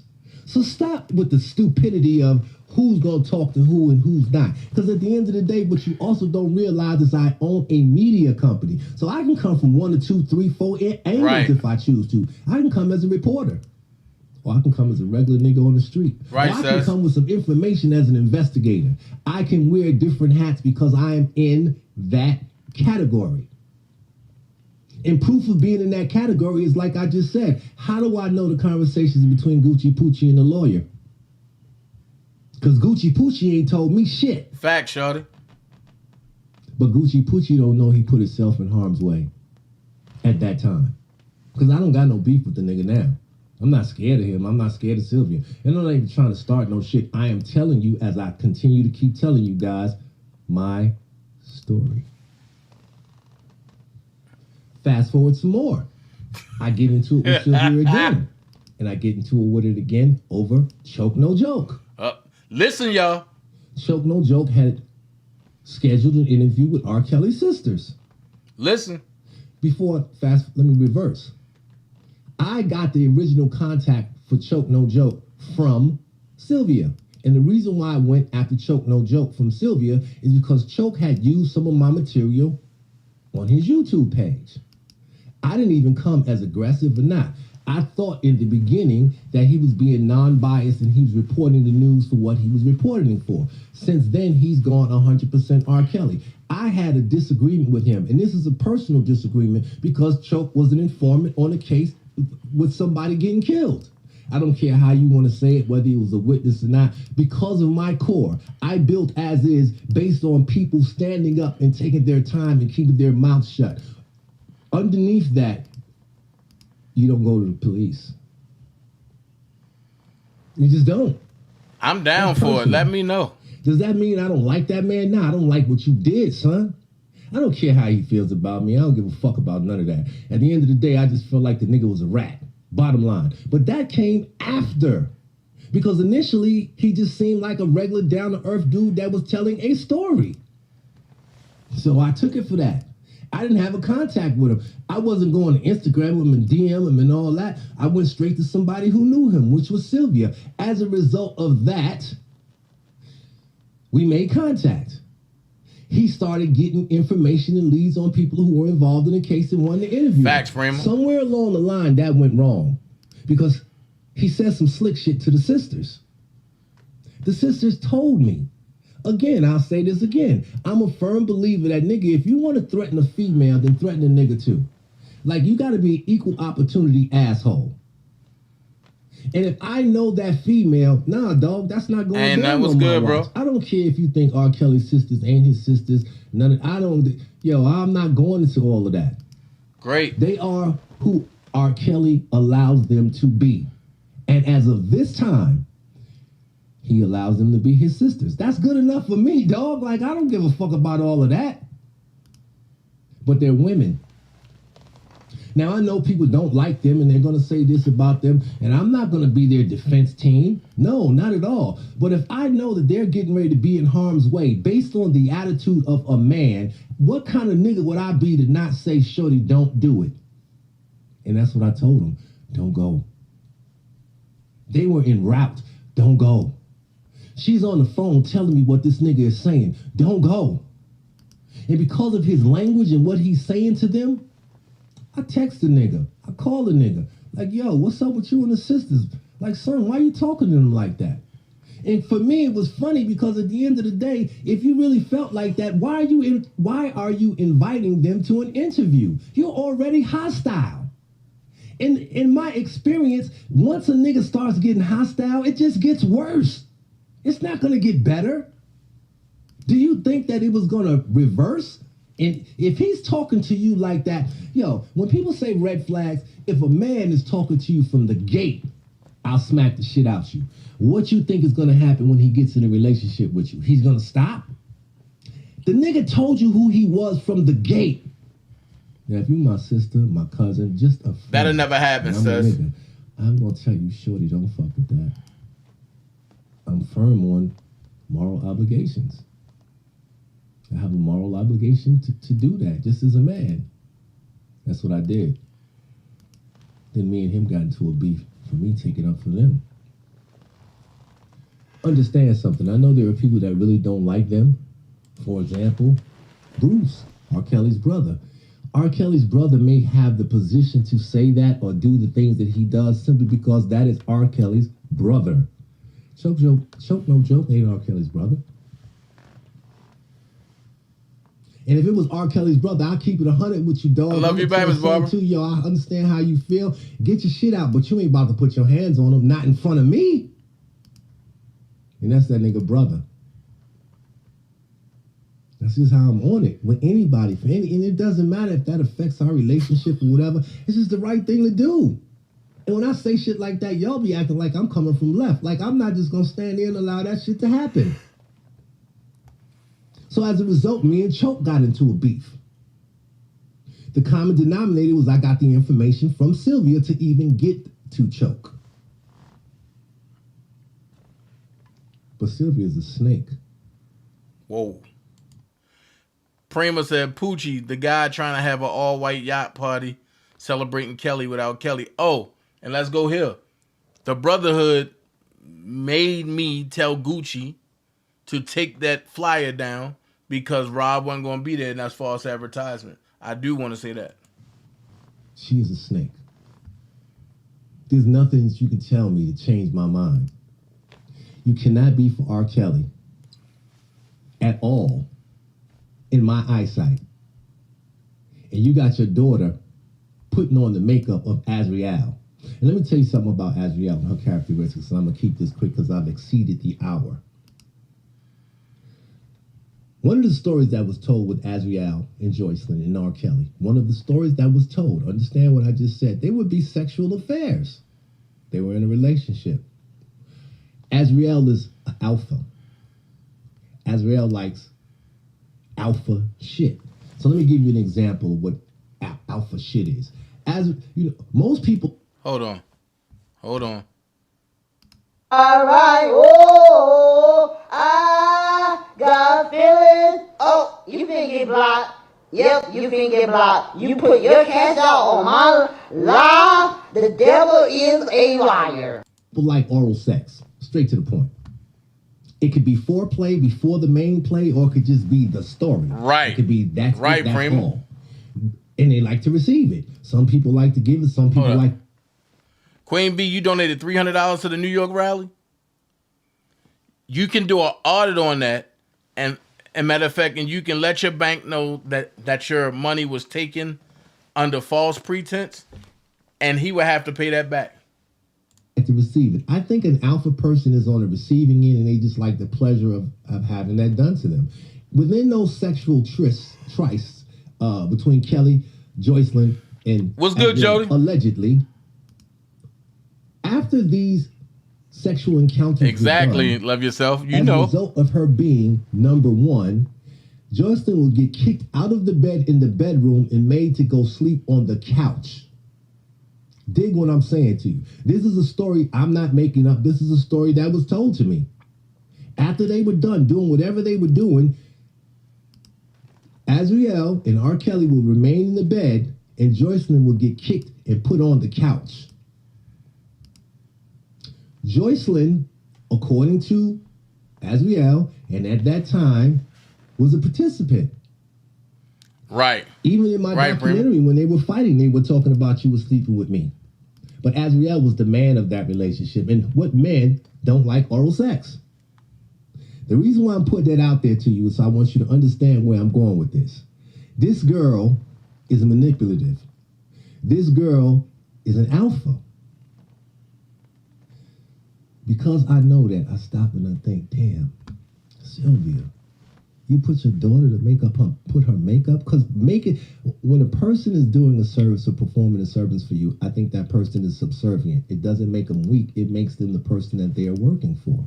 Meaning, your daughter is subservient to Azriel because she has her sit in place and she puts the powder puffs and whatever other shit women put on their face on her face. When you're dealing with a personality like Azriel turning your daughter out would be second nature. That's what you put her with. But you for R. Kelly. That's how bad you want fame? But you for R. Kelly. That's how bad you coming at me? But you for R. Kelly. How the fuck can you be for anybody? You for self, shorty. You don't even be able to realize if you look inside your inner self. You're for self. So what I simply suggest is you need to go over and look at your own shortcomings. Don't say Shabazz is a liar and Shabazz did this and Shabazz did that. Okay, let's just say for the sake of argument, I am going to grant everything everyone says and says Shabazz is whatever he is. But what I want you to do is continue to be objective and think to yourself. If Shabazz is what you say Shabazz is and he did this and he had this encounter with someone else, that makes two people, right? Right. That's objective. Not selective, meaning you're just going to focus on Shabazz. No, you have to focus on both parties. So Shabazz takes 50% of the wrongdoing and the other person takes the other half, correct? If you don't think that way, there's nothing that I'm ever going to be able to say to make you understand exactly what I'm saying. And I want you people to realize and recognize what I'm saying. Those people that think that way, don't mess with them. Because in the R. Kelly case, in this R. Kelly scenario, there are groups. Some groups are moderate. Some groups are totally negative. Some groups are psychotic. Some groups are objective. Some groups are non-biased and some groups are biased. But there are different divisions within the entire R. Kelly scenario. I don't wish to be in a part of any of those groups. I'm not knocking you for however you do what you do. But yo, if you come at me and I know you, I've dealt with you, I am going to tell the truth. Facts. If you don't know me and you have an objective thought or you feel like you feel and you say that I don't agree with Shabazz, that's fine. You don't know me. I don't know you. I can't try to change your mind. But if you know me and I've dealt with you, that's something different. No problem. Because now I have a right to say something back to you. I'm not going to try to bully you or I ain't on all that. But I'm not just going to sit here and allow you to sit there and lie and say some bullshit to me and not analyze and think about the things that you've done yourself before I accept what you say about me. Like, why would I do that? That's just what it is for me. I didn't want to turn anything into a personal attack. And to be totally honest, it still ain't personal because I'm a... Let us pray the pimp's prayer. Lord, please pray for the soul of this bitch and guide my pimp hand and make it strong, Lord, so that she might learn a hoe's place. I still fuck with DJ Tyson. I still fuck with DanaJay. I'm not mad at Choke No Joke. I'm not mad at Sylvia. I'm not mad at Dr. Rogers. I'm not mad at the sisters. I'm not mad at anyone. But if I know you and if we've had an encounter, I am going to speak on the encounter. Now you can try to spin it, flip it, twist it, turn it, do whatever you want to do to make it fit your narrative or your mentality. That's fine. But just understand that Shabazz gonna tell the truth. My truth. Your truth might be different because just like I said earlier, that car wreck, in that car wreck, there are going to be eyes from all different walks of life, and their common denominator with all of those mentalities and eyes is they are going to slow down to look at the accident. Right. That's objective thinking. So directly to you, Sylvia, if you take my recording and you play it on your channel, you have a right to. You have a right to a rebuttal. You have a right to defend yourself. I'm not mad at you for that. But don't lie on me. And stop fronting. Stop acting like you're something that you're not. You can act like that for the people that don't really know, but I know. I was in front of you. I sat down with you. I listened to your story about your goddamn African husband. I watched what you did with Poochie Gucci or Gucci Poochie, whatever that nigga name was. And I watched him cop his pleas to the legal team. I watched niggas call off some shit. That's all I'm gonna say to that. And I don't want to turn this into, this is some gangster shit or some street shit. Yo, dog, I'm just telling you the truth. I'm telling you the truth. Yo, what people don't understand, and I'm gonna make this quick because I've really exceeded the time limit. What people don't understand is, on the legal side, the street side, the corporate side. There are always people that someone is going to get, and they get the people that they feel they can do the job based on their credibility or based on their credentials. Someone came to get me. Someone co-signed that. Someone endorsed it because I had all of the qualities, the skills, and the know-how to get the job done. I was allowed, I was enabled to be able to get to next to a lot of people. That's a skill set, dog. And you know where that skill set comes from? The streets. I dealt with dope fiends, crackheads, drunks. Yo, so we are, and I'm gonna say this, I don't care who likes it and doesn't. If you're a criminal, you have criminal behavior, you have criminal past, we are the most brilliant motherfuckers that there are. We can outshine, outwalk, outperform, and outdo any corporate CEO 500 any goddamn day. Because we train for that, dog. And I'm not just gonna say hold on. I'm gonna say black people. If you from the hood and you from the ghetto, nigga, you know how to maneuver. That's a prerequisite to being ghetto. Facts, Freeman. These niggas don't understand. And those that do, you know what they say? The same way I said. There are doors that I can't walk through in white America. So you know what I do? I hire somebody to walk through for me. There are things that the white folks can't get, but especially in the R. Kelly case. Guess what they did? They went and got a nigga. And the nigga they just happened to so get was me. And whether you like it or not, whether I'm qualified, whether I'm not a journalist, whether any negativity that you have to say about me, the shit that I produced ended up being in a court of law, a federal court. All right. So, the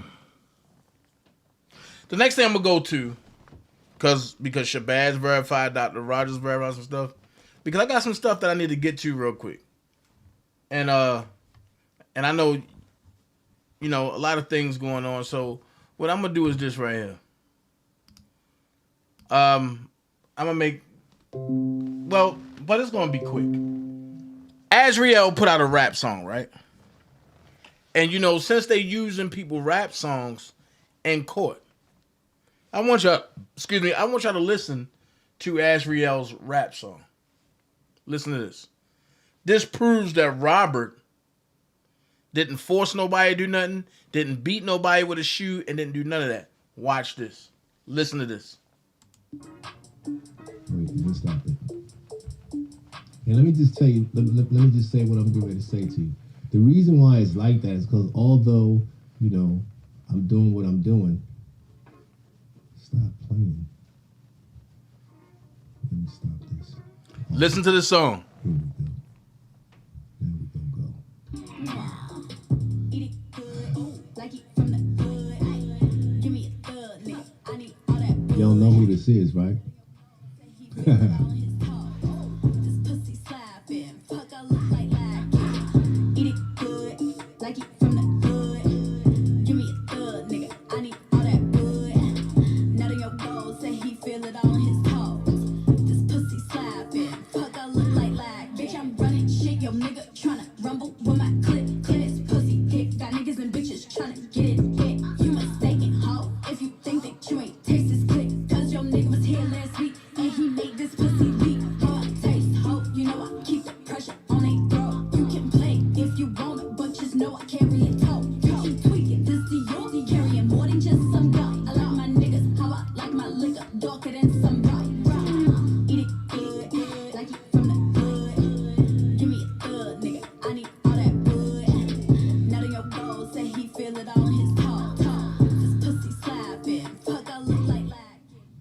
That's enough. So that song, right? She's pretty much talking about how she like her vagina ate and how she like to get stuck and all that. Cool. Y'all know me.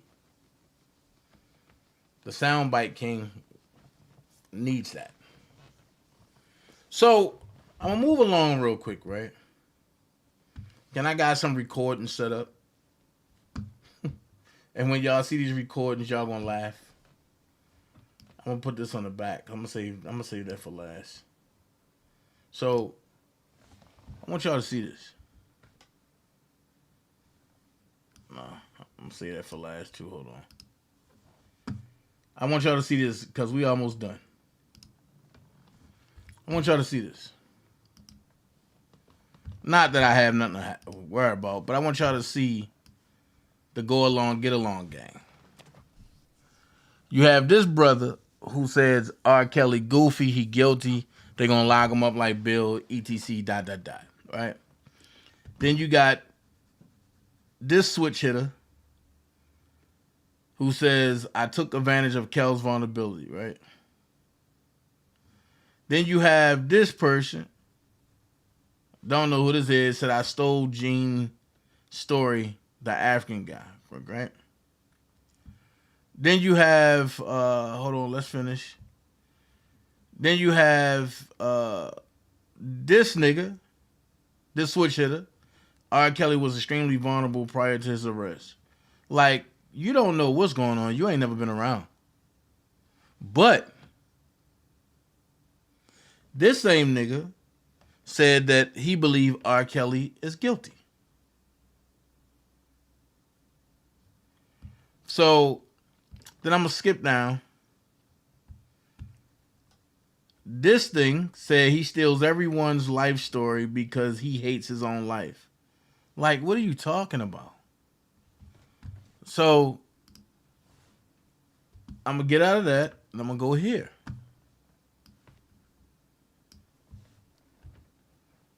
Then you have this one. They don't know him, man. Okay, that's fine.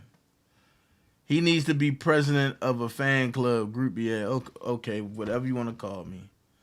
Now they saying that I took $1,500 from the defense fund. Okay, whatever. This old bitch pop up. He should have a Grammy by now. You know what, bitch? You should have a husband by now. And tell your husband to stay off of the Dream Team women, nigga.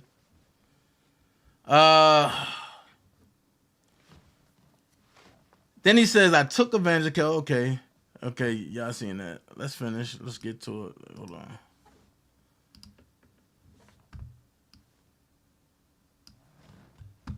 Now, here's the hating shit. Eva Johnson said, chasing a dream that's never going to happen or come true. Okay, you're right. You got this one tomorrow. Break it down. Break what down? He can't read. Then you have this one that says, knows all these celebs, but you not in none of they camp, entourage, or given a job or opportunity. Laughing emojis, hashtag bozo. Okay. Then you have this bifocal freak that says he don't know no damn body. You're right. Then you got this one say he's a clown. You're right. I got all that, right? I get all that. Then you got this pissy head nigga. Y'all know who this is. That says, hey Dana, Rob don't discuss you cause you're just a fan and he don't know you. Okay. You're just a fan. Okay. Like Sylvia. Okay, he didn't write this. You was just coming around to make yourselves noticeable. Like any other groupie fan. Okay. You seen the opportunity to, wait a minute, he might have wrote that, to infiltrate, and you took it. Okay. At that time, R. Kelly was vulnerable because of the surviving lies, and he may needed some fan support. Okay. And y'all jump on it. Okay. I really wish he didn't meet malicious people like you and Sylvia. Okay. Y'all clout chasers. Been one since 2019. Okay. Stop lying to those people. Stop using the PI name in vain. Okay.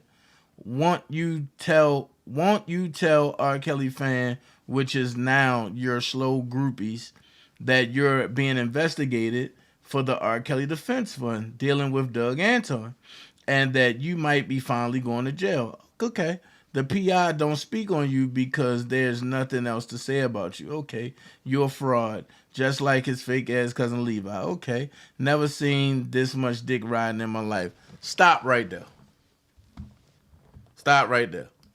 That just clarified two things. One, all of y'all in the same gang together, right? You, the PI, hell, but they came from your channel. Him and his wife. All of y'all in the same gang, right? It also signifies to me that all of y'all has said that Robert was guilty, right? But see, you can't say that shit now, though. Not when I'm holding on to shit like this.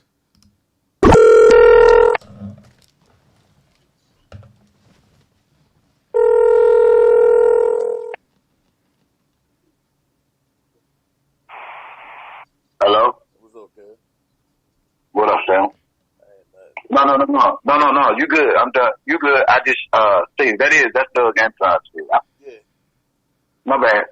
Yeah. It's See, the whole thing was, people were saying that, you know, but they thought you had created it. Yeah, I know. Nah. I got it. You ain't got to explain it to me. Trust me, you good. We're going to pump that bitch up. Now, Hell yeah. Did you talk to Lily? I ain't talked to her yet. She texted me yesterday. What she text you? About her health. It's not looking good. What else she saying in that note? Shit. Hold on.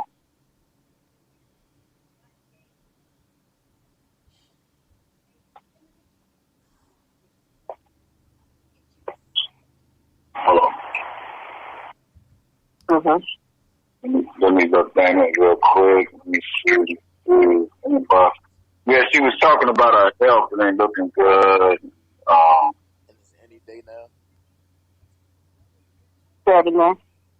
She didn't say.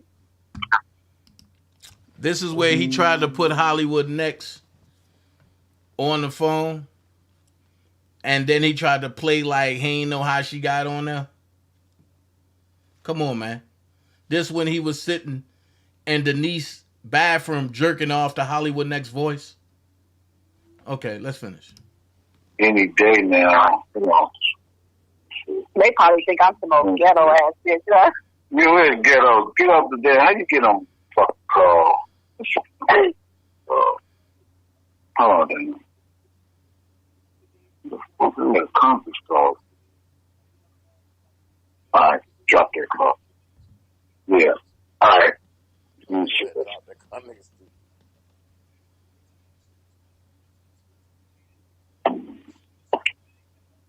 we got it, yeah. She changed her name on Facebook too. Oh, okay. Yeah. She put Felicia Evans. Alright, this was said. She said, she didn't want nobody to know. Right. She said she came from crying. SBL. SBL said something powerful to her. She said, I said, what's going on? She said, it's spread it. Please don't say it. And I said, okay. So, she said she don't want to talk about it. Now, BT, because we birthday twins. She said, I don't want to talk about it now. She said, try me tomorrow. She said, I have, and I'm keeping it fake. I have a please tell Dana and BT. She said, I have, and I'm keeping it. She said, I'm keeping it safe. I have a please tell Dana and BT not to broadcast it. Pray. I'm to God, my time is winding down. I may not see my brother come home. This dumb because it's spread to my liver. I have the triple the dose of what's that? Natural triax or something. But I'm all right. I just need to start making my rounds. My mother sat on my bed last night and told me to get ready, and she's waiting. I broke out in tears because my kid still doesn't know. This is a harder pill to swallow than before. But my grace of God, they're catching it. Love you, and tell my Kelly sisters that I love them too. I ask you to get out the food. I guess she was sending this to you as she sent it to me. Right. Yes. And she was telling me to make it right with the blog, but like I told her, but I said I don't have an issue with nobody. It's just that the way I was done, an apology is needed. You know what I'm saying? For it to be genuine. You said what? But I told her, but I said, I don't have an issue with nobody, but apology is needed for it to be genuine. And sometimes, and the best apology is the one that you never get. So I told her, I don't got no beef with nobody, but I just, you know, to certain people, I just choose that not to rock with, you know? Yeah, but as I always said, Danny, you ain't got to rock with a person, apologize to them, just keep the shit moving, man. Sometimes the forgiveness is not really them, the forgiveness is for you. You know what I'm saying? So, I mean, that's what she's basically trying to say, what I was trying to tell you, that, you know, on your line, like, man, break it. Whoever you was dealing with, man, just open that can of worms or close that can of worms. Just keep it moving. I'm keeping it moving. I'm not. That's what I did. I'm not. Yeah, I mean, you ain't beefing with nobody now. Ain't nothing else to apologize. I think that day when you did one live, after I did mine, I think that shut a lot of shit down. So I ain't nobody to really do anything. What's to do nothing. Now it's just the positive that we just got. Just sail off of that and just keep it pushing, keep it pushing. Now I'm really pushing the fence line now. When I text that, when I listened to you said I'm gonna let people know the R. Kelly defense fund, the one that Dana was promoting, that is the one for Doug and Tom, so everybody knows. I'm gonna push that some more. And yeah, I saw this. That's why I said. Yeah, go ahead. Wait. I thought you said it was fake. I thought you said I'm being investigated. After I did mine, I think that shut a lot of shit down. So I ain't nobody to really do anything. What's to do nothing. Now it's just the positive that we just got. Just sail off of that and just keep it pushing, keep it pushing. Now I'm really pushing the fence line now. When I text that, when I listened to you said I'm gonna let people know the R. Kelly defense fund, the one that Dana was promoting, that is the one for Doug and Tom, so everybody knows. I'm gonna push that some more. And yeah, I saw this. That's why I said. Yeah, go ahead. Wait. But I thought I'm going to jail for that. But moving right along, we can go ahead and go to this way.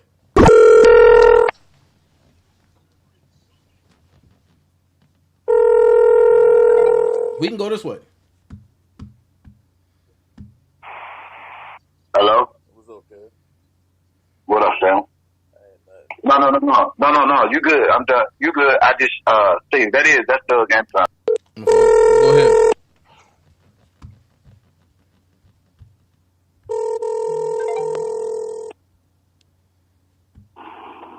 Hello? You.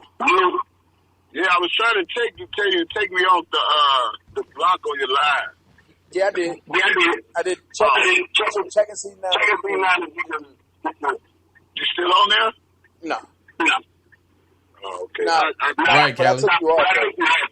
Okay, cool, man. That was a good line, man. Hey, listen, Danny, you ain't gotta prove shit to them no more, man. You good, man. You are set.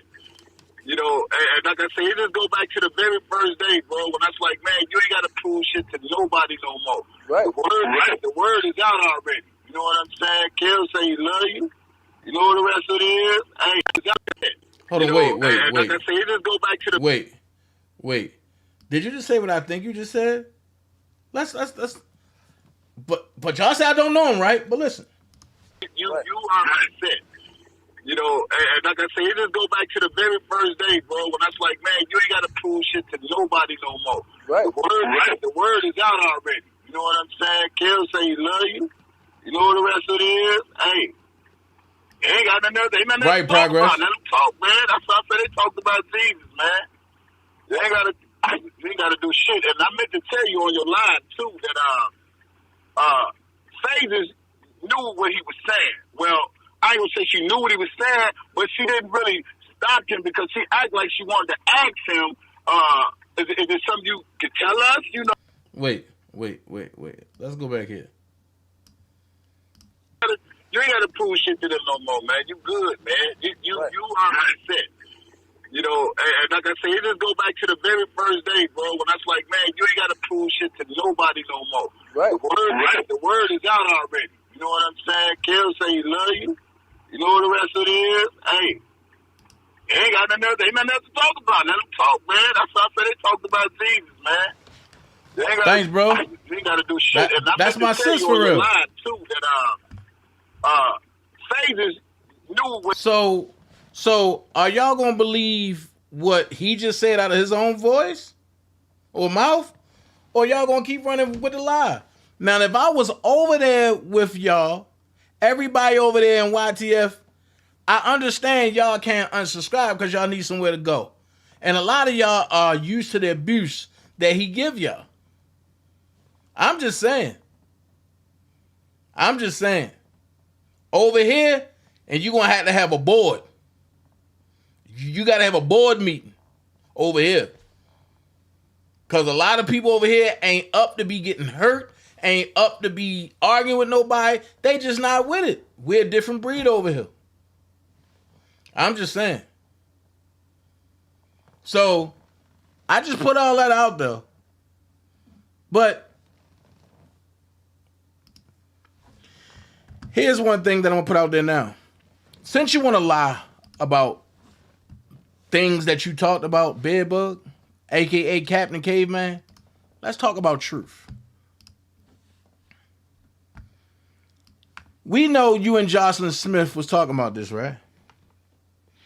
And they always say hit dogs holler, right? So we seen one hit dog on the internet really go off once I put this out there and once other people said certain stuff. Now, I told y'all, I believe now that Jocelyn Smith is Casey McDaniel. She have not came out and debunked any of that, which is unlike Casey McDaniel's style. Well, Bedbug, let's go here. You are obsessed with me.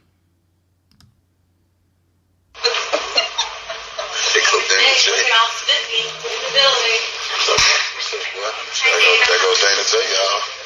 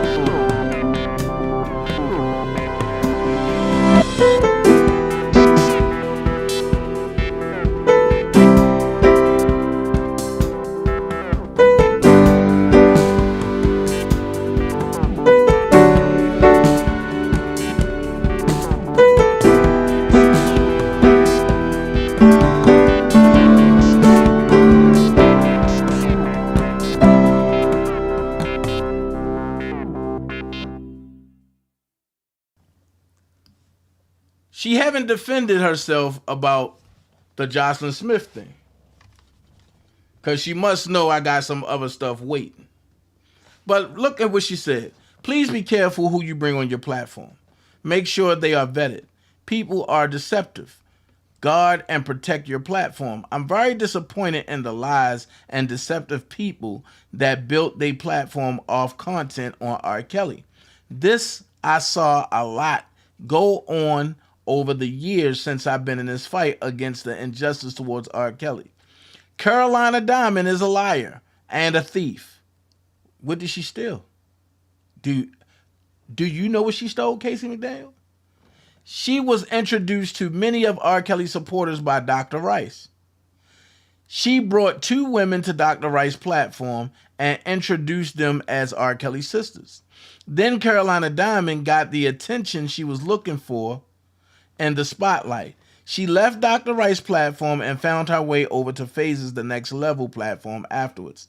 She was able to introduce her new channel to the R. Kelly supporters as to supposed to being an inspirational channel and a life coach. I remember subscribing to Carolina Diamond channel because I believe she was really the person she said she was. So I trusted her in good faith. After a while, as I watched her channel, I noticed a change in her discussions. She started making it about her, didn't want to discuss anything about R. Kelly. She false advertised herself. She stole from those 2 platforms their subscribers and never gave Dr. Rice or Phases any credit for how they helped in making her channel successful. She is a wicked woman. So I'm going to ask you this question, Casey McDaniel. If she a wicked woman, then I guess Dr. Rice and Bedbug are wicked men. So why don't you say that about them? And I'm not taking up for nobody. But you've been on everybody's platforms, dick sucking and coochie licking. Here's my question. Where's your baby? Where's your husband? I've never heard a wham wham or KC, come here and give some food. I never heard any of that. So I'm just saying, man, like, y'all gotta stop, man. Y'all going after people because y'all like certain people. Stop. Stop. Stop. The next thing I know, I get up this morning at about 11:30 in the morning, and I see one stink puss going off about me. I'm going to say this and I'm going to leave it here, man. Trust me when I say this and I leave this here. Okay? Trust me when I say this and leave this here. Going back, and I'm taking y'all with me in the first class cabin on the Ass Whooping Express. All aboard! Woo woo! Going back, and I'm taking. And then I'm gonna say this.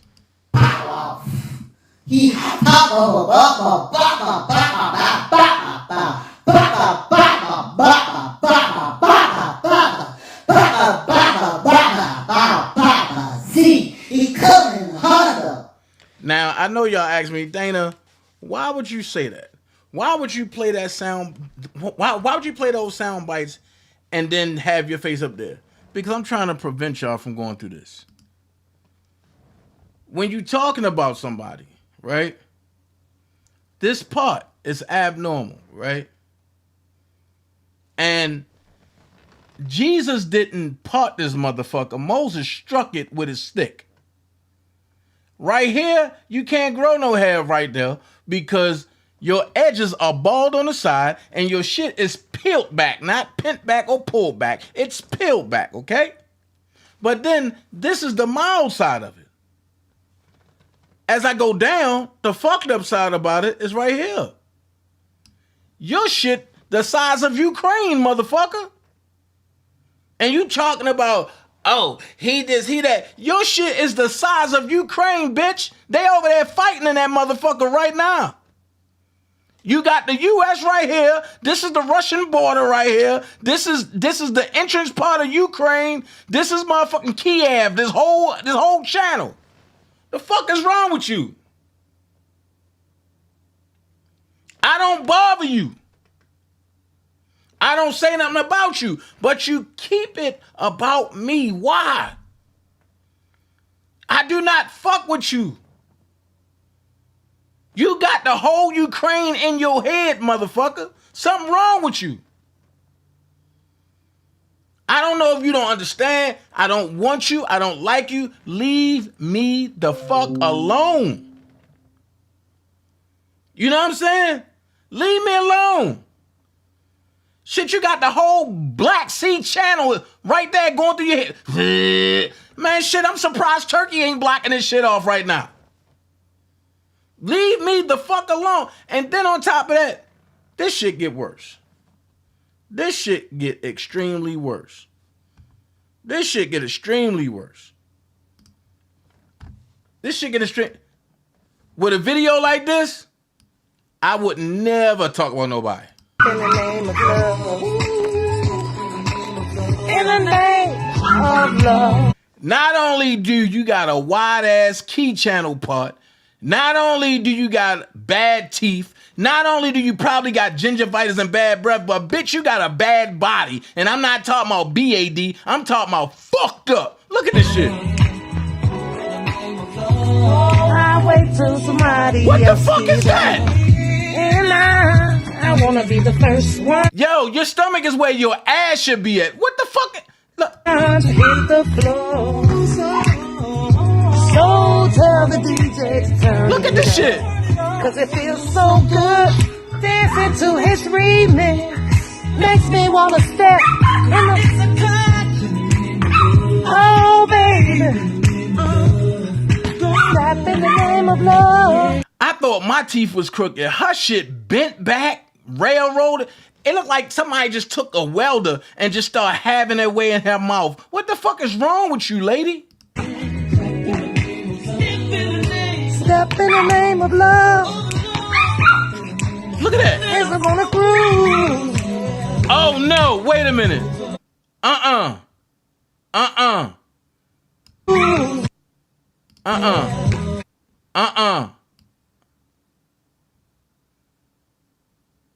Girl, your fucking Aldi's feet, them bitches look like V-triggers. Look at this shit. What? You got a you got a bunion right here that curves over to the side. Where's your other feet? Don't you supposed to have a big toe, a little toe, a middle toe, and a pinky toe? Look at this shit. Oh my God. Yo. Look at this shit. Yo, I know this is not all your feet. What the fuck? Look at the...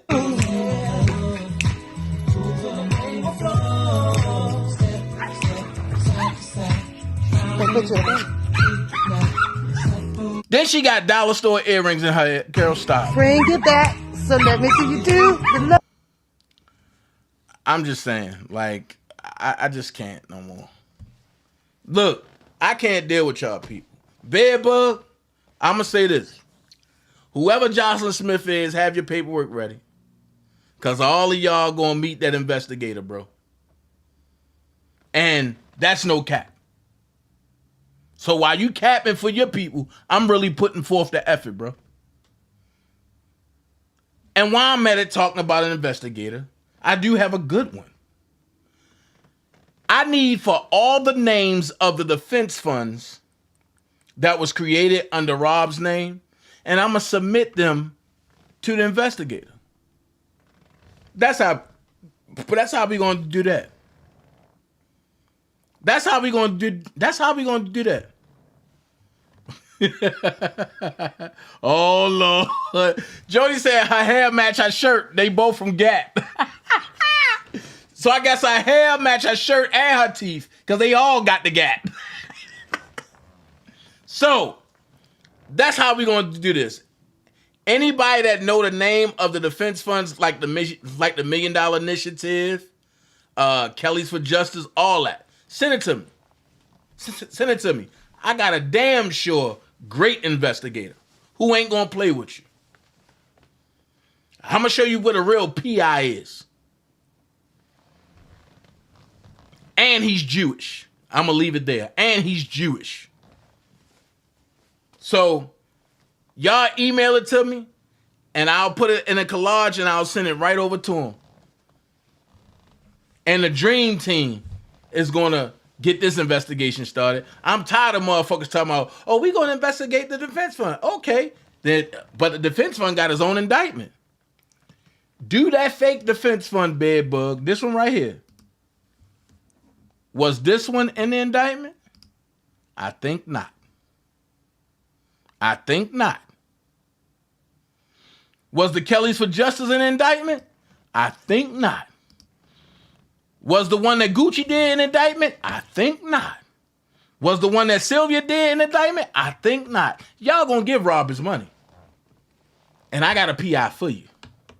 He's Jewish. And his name is, I bet you want to know.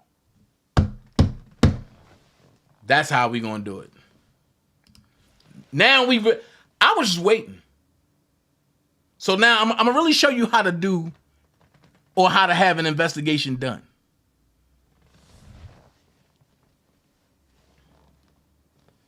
So with that being said, I'm done with these frauds. I don't got no beef. I'm not going back and forth. I'm not threatening nobody. That's stupid. That's goofy. Only thing I can say, of course, new Black Panther. Of course. But I said he's Jewish. I know exactly what I'm talking about. I got a brother. TAP initiative hosted by IndyCo. Oh, all of that.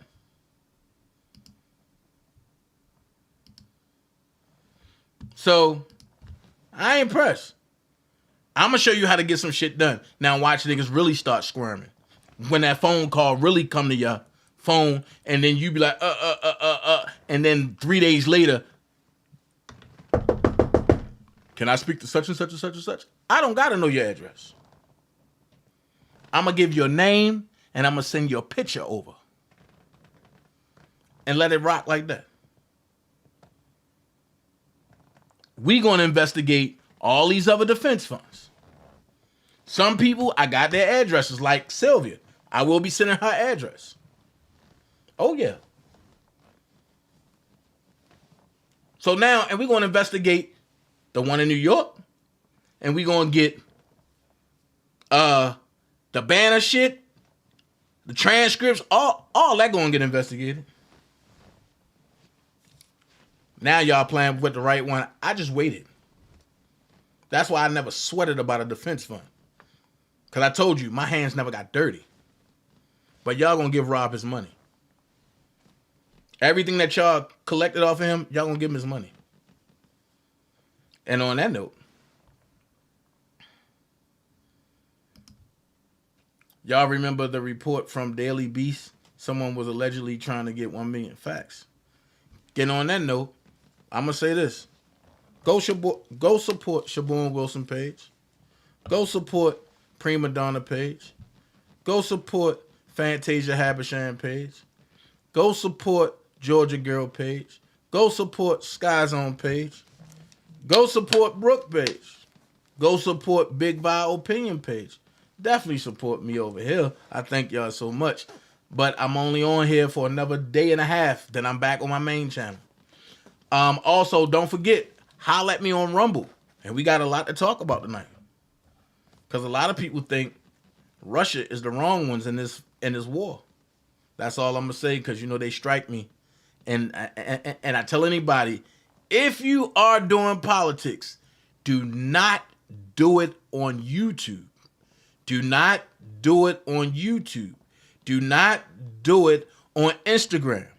Do not do it on Instagram. Definitely do not do it on Meta. There is no more Facebook. It's called Meta. It's Metaverse. If you can, get the hell off Metaverse. I'm looking for my exit for the third time. It's just my friends don't be like, Dana, I don't want to keep doing that. So look, if you can, get off Metaverse. I tell anybody, if you on Telegram, holla at me.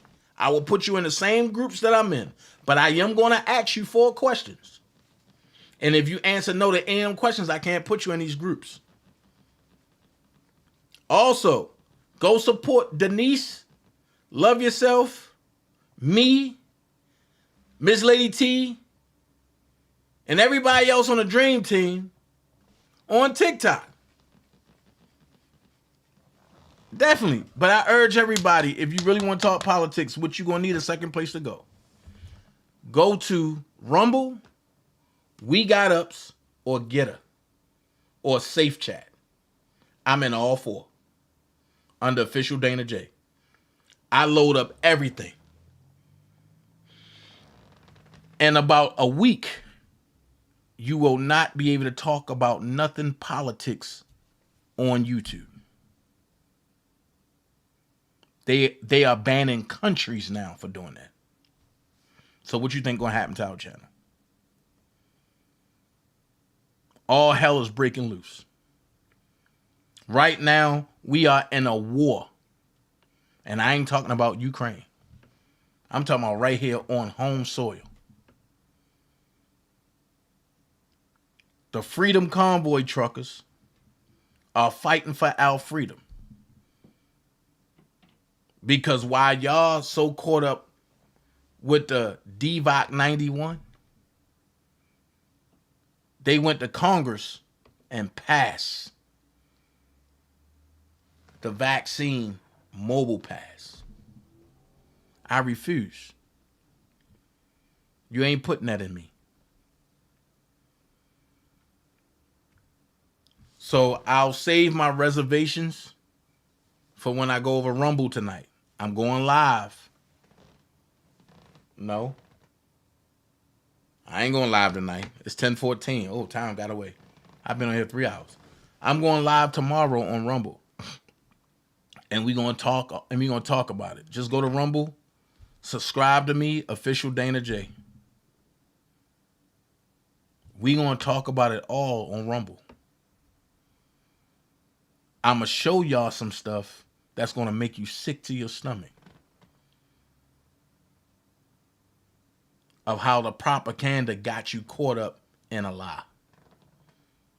Media ain't telling you the truth.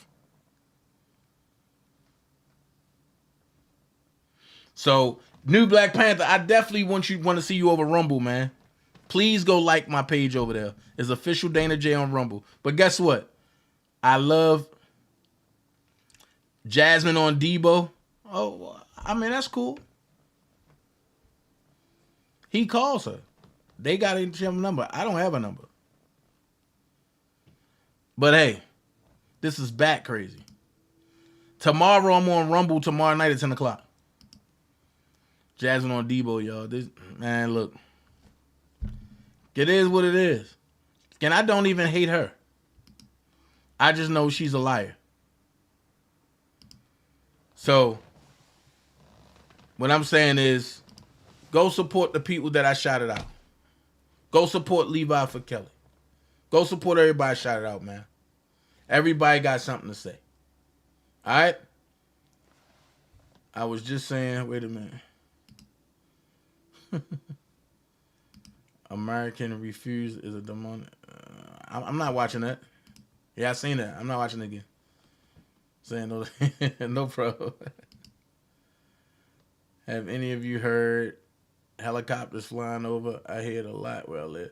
Queen B, what state you in?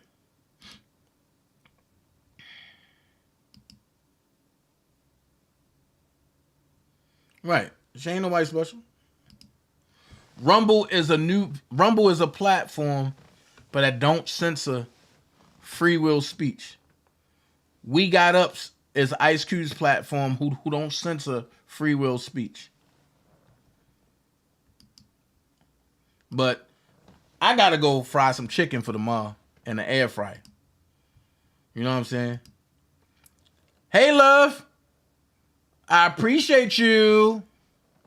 Thank you so much.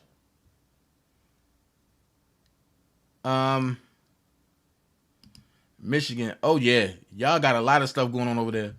Queen B, you might need to get with me about something because y'all about to go through turmoil too. Wisconsin, I got to find out and what happened at the Wisconsin thing today. Because I think they did something crazy today. So I got to find out. So I'm about to go fry some chicken in the air fryer, man. Love every last one of y'all. You don't have to be great to get started, but you have to get started to be great. Be someone important. Be yourself. Elephants don't swat flies, nor do they run and lie about Dana. Stop. You ain't gonna do that. All right, look. Also, for all my JD vegan people, Y'all thought I was lying, didn't y'all? Y'all went and got that JD vegan. Y'all love it. Go to your Walmart. Listen, if your Walmart don't have it, email me your Walmart address and store code. The only way you will get the store code is if you go talk to a manager. Get your Walmart store code and address. Also, shout out to Atlantic City. All Walmarts in Atlantic City got their drop on yesterday and is sold out today. I thank y'all. Continue getting the JD Vegan, man. Thank you so much, Sunshine Brown. Continue getting the JD Vegan, y'all. Without y'all, there's no movement to shut down Ben & Jerry's, to shut down Bluebell, all the ones that's poisoning you by giving you dairy. Because we found out that the dairy is not clean now. And a lot of the dairy cheese is not dairy, it's plastic. If you think I'm lying, get a piece of cheese that's dairy. Put it over top of a hot dog, right? Put it in a microwave on 2 minutes and take it out. And lift up the cheese. Watch the hot dog come with it. I'm telling you, it's a movement. They trying to kill us through food. We have to keep it going. Let's turn away from the dairy. Leave the dairy alone. They do have subsidy cheese. They got some vegan cheese that I was like, oh, that's nasty. No. I love it now. I'm not full vegan, but the way it's going, I'm loving what I'm tasting. I have vegan chicken nuggets, and I have these vegan burgers. Oh, my God. These black bean burgers. You can't get me to eat another hamburger again. Black bean burgers are the joint. So, look. Let's continue jumping in the air fryer if you have any. If not, cook on a grill. If not, bake it. If you have to have that grease, that you got to dip it in some grease, do it yourself. And don't get them over big chicken wings. No. They are hormones. They will kill you. Don't get the real big chicken wings. Get the just nice sized chicken wings, okay? I'm telling you. And you had the nuggets today. How did you like the nuggets, love? How did you like the nuggets? My daughters are vegan. Okay. And see, and vegan is not, I heard they doing rice like that. It's made of plastic. Yep. I'm telling you, that's why if I have to eat rice, I go to the Chinese people and I get the sushi rice. There's no way you can plasterize that. But when I tell y'all JD's vegan, that's why people have to have a stent put in their arteries, because all the captain built up in the arteries and also sitting on the heart valve. Facts. I haven't tried the cauliflower onion rings yet, but I will do that. Yes, I'm going to get the JD today since my husband and I are going to die. Rose Key, I'm telling you. She said, love said delicious. Rose Key, I'm telling you, when you get your JD, can you go live? Because I want to see your facial reaction. I have a whole freezer full of it. So I eat one every day. I have a whole freezer full of it. I eat one every day. Thank you so much, Ms. Lady T. Somebody said that they got JDs today. Young Shorty T, was that you that said you got your JDs today? Thank you so much, Ms. Lady T. Cauliflower rice. Oh man, I gotta try that, bro. It's been a month since I had meat. How do you feel? I'm working on becoming a vegan. I don't know. I can't let go chicken. I can't let go man. I need my air fried wings. Where is that? Love yourself. I'm in Charlotte. We Gastonia. Okay. Okay, Dana. Okay, cool. I'm on that vegan tip lately. I love it. Okay. Okay, love. Depopulation agenda, yep. We have it. It's really good. Coretta, you said you have it. It's really good. What flavors have you tasted? Vegans still eat dairy products, but vegetarians don't. What? That's not true, Judah. Because vegan folks are vegetarians. Is it short for vegetarian? Thank you so much, Scott. My kids are heart patients. So we are vegan. Oh, okay. Thank you, Scott.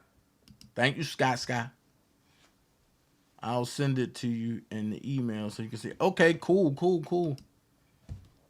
I want you to know what we eat also. Okay. Cool.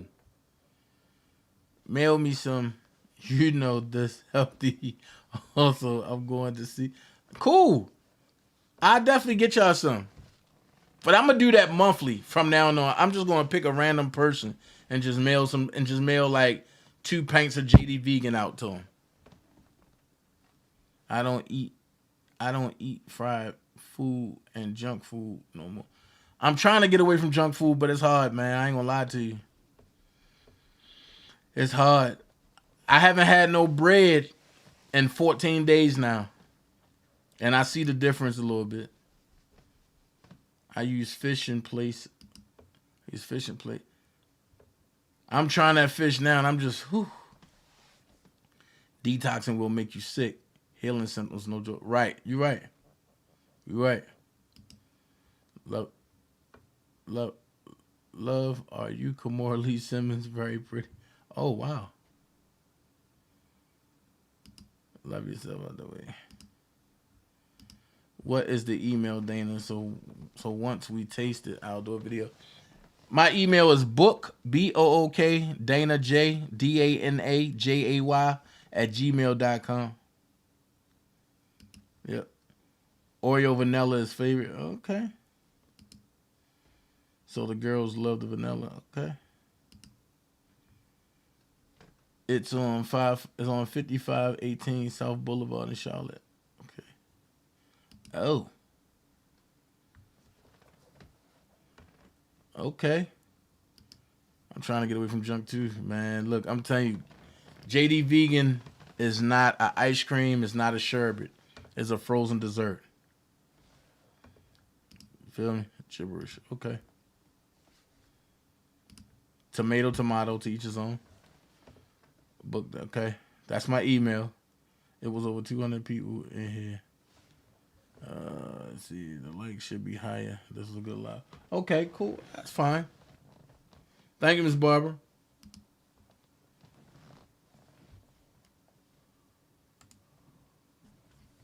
I appreciate it. But it came for the mess. Mail me all of them things.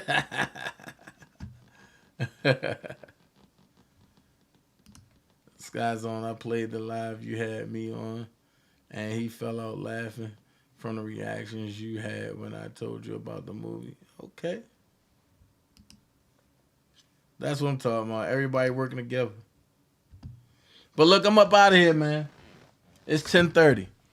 And I got to go put these wings in the air fryer. I'm up out of here. Y'all know what type of night I'm going to have. Actually, it's too late for me to eat. So I'll eat tomorrow. But what I will do is make me a smoothie tonight. I will do that. I ain't gonna lie. I will do that. Yeah, love is very pretty. Very beautiful. I owe you dinner. Okay, thank you, Coretta. Hey, Rizzy, I know I sounded like... Okay. All right, I'm up out of here. Y'all be blessed. Peace. I don't like to waste time on stupid conversation. There's no profit in that. So if I'm around people that are always complaining with no solutions, then I'm wasting real estate in my brain for what I need to project. And what I project in my brain is what I project in my reality. So that real estate only has to be for evolution, things that are going to help me get where I got to go. You understand? Help me evolve. So if my conversation with you makes me stagnate, we don't have too much conversation either. I don't have no time for no stupid ass conversation.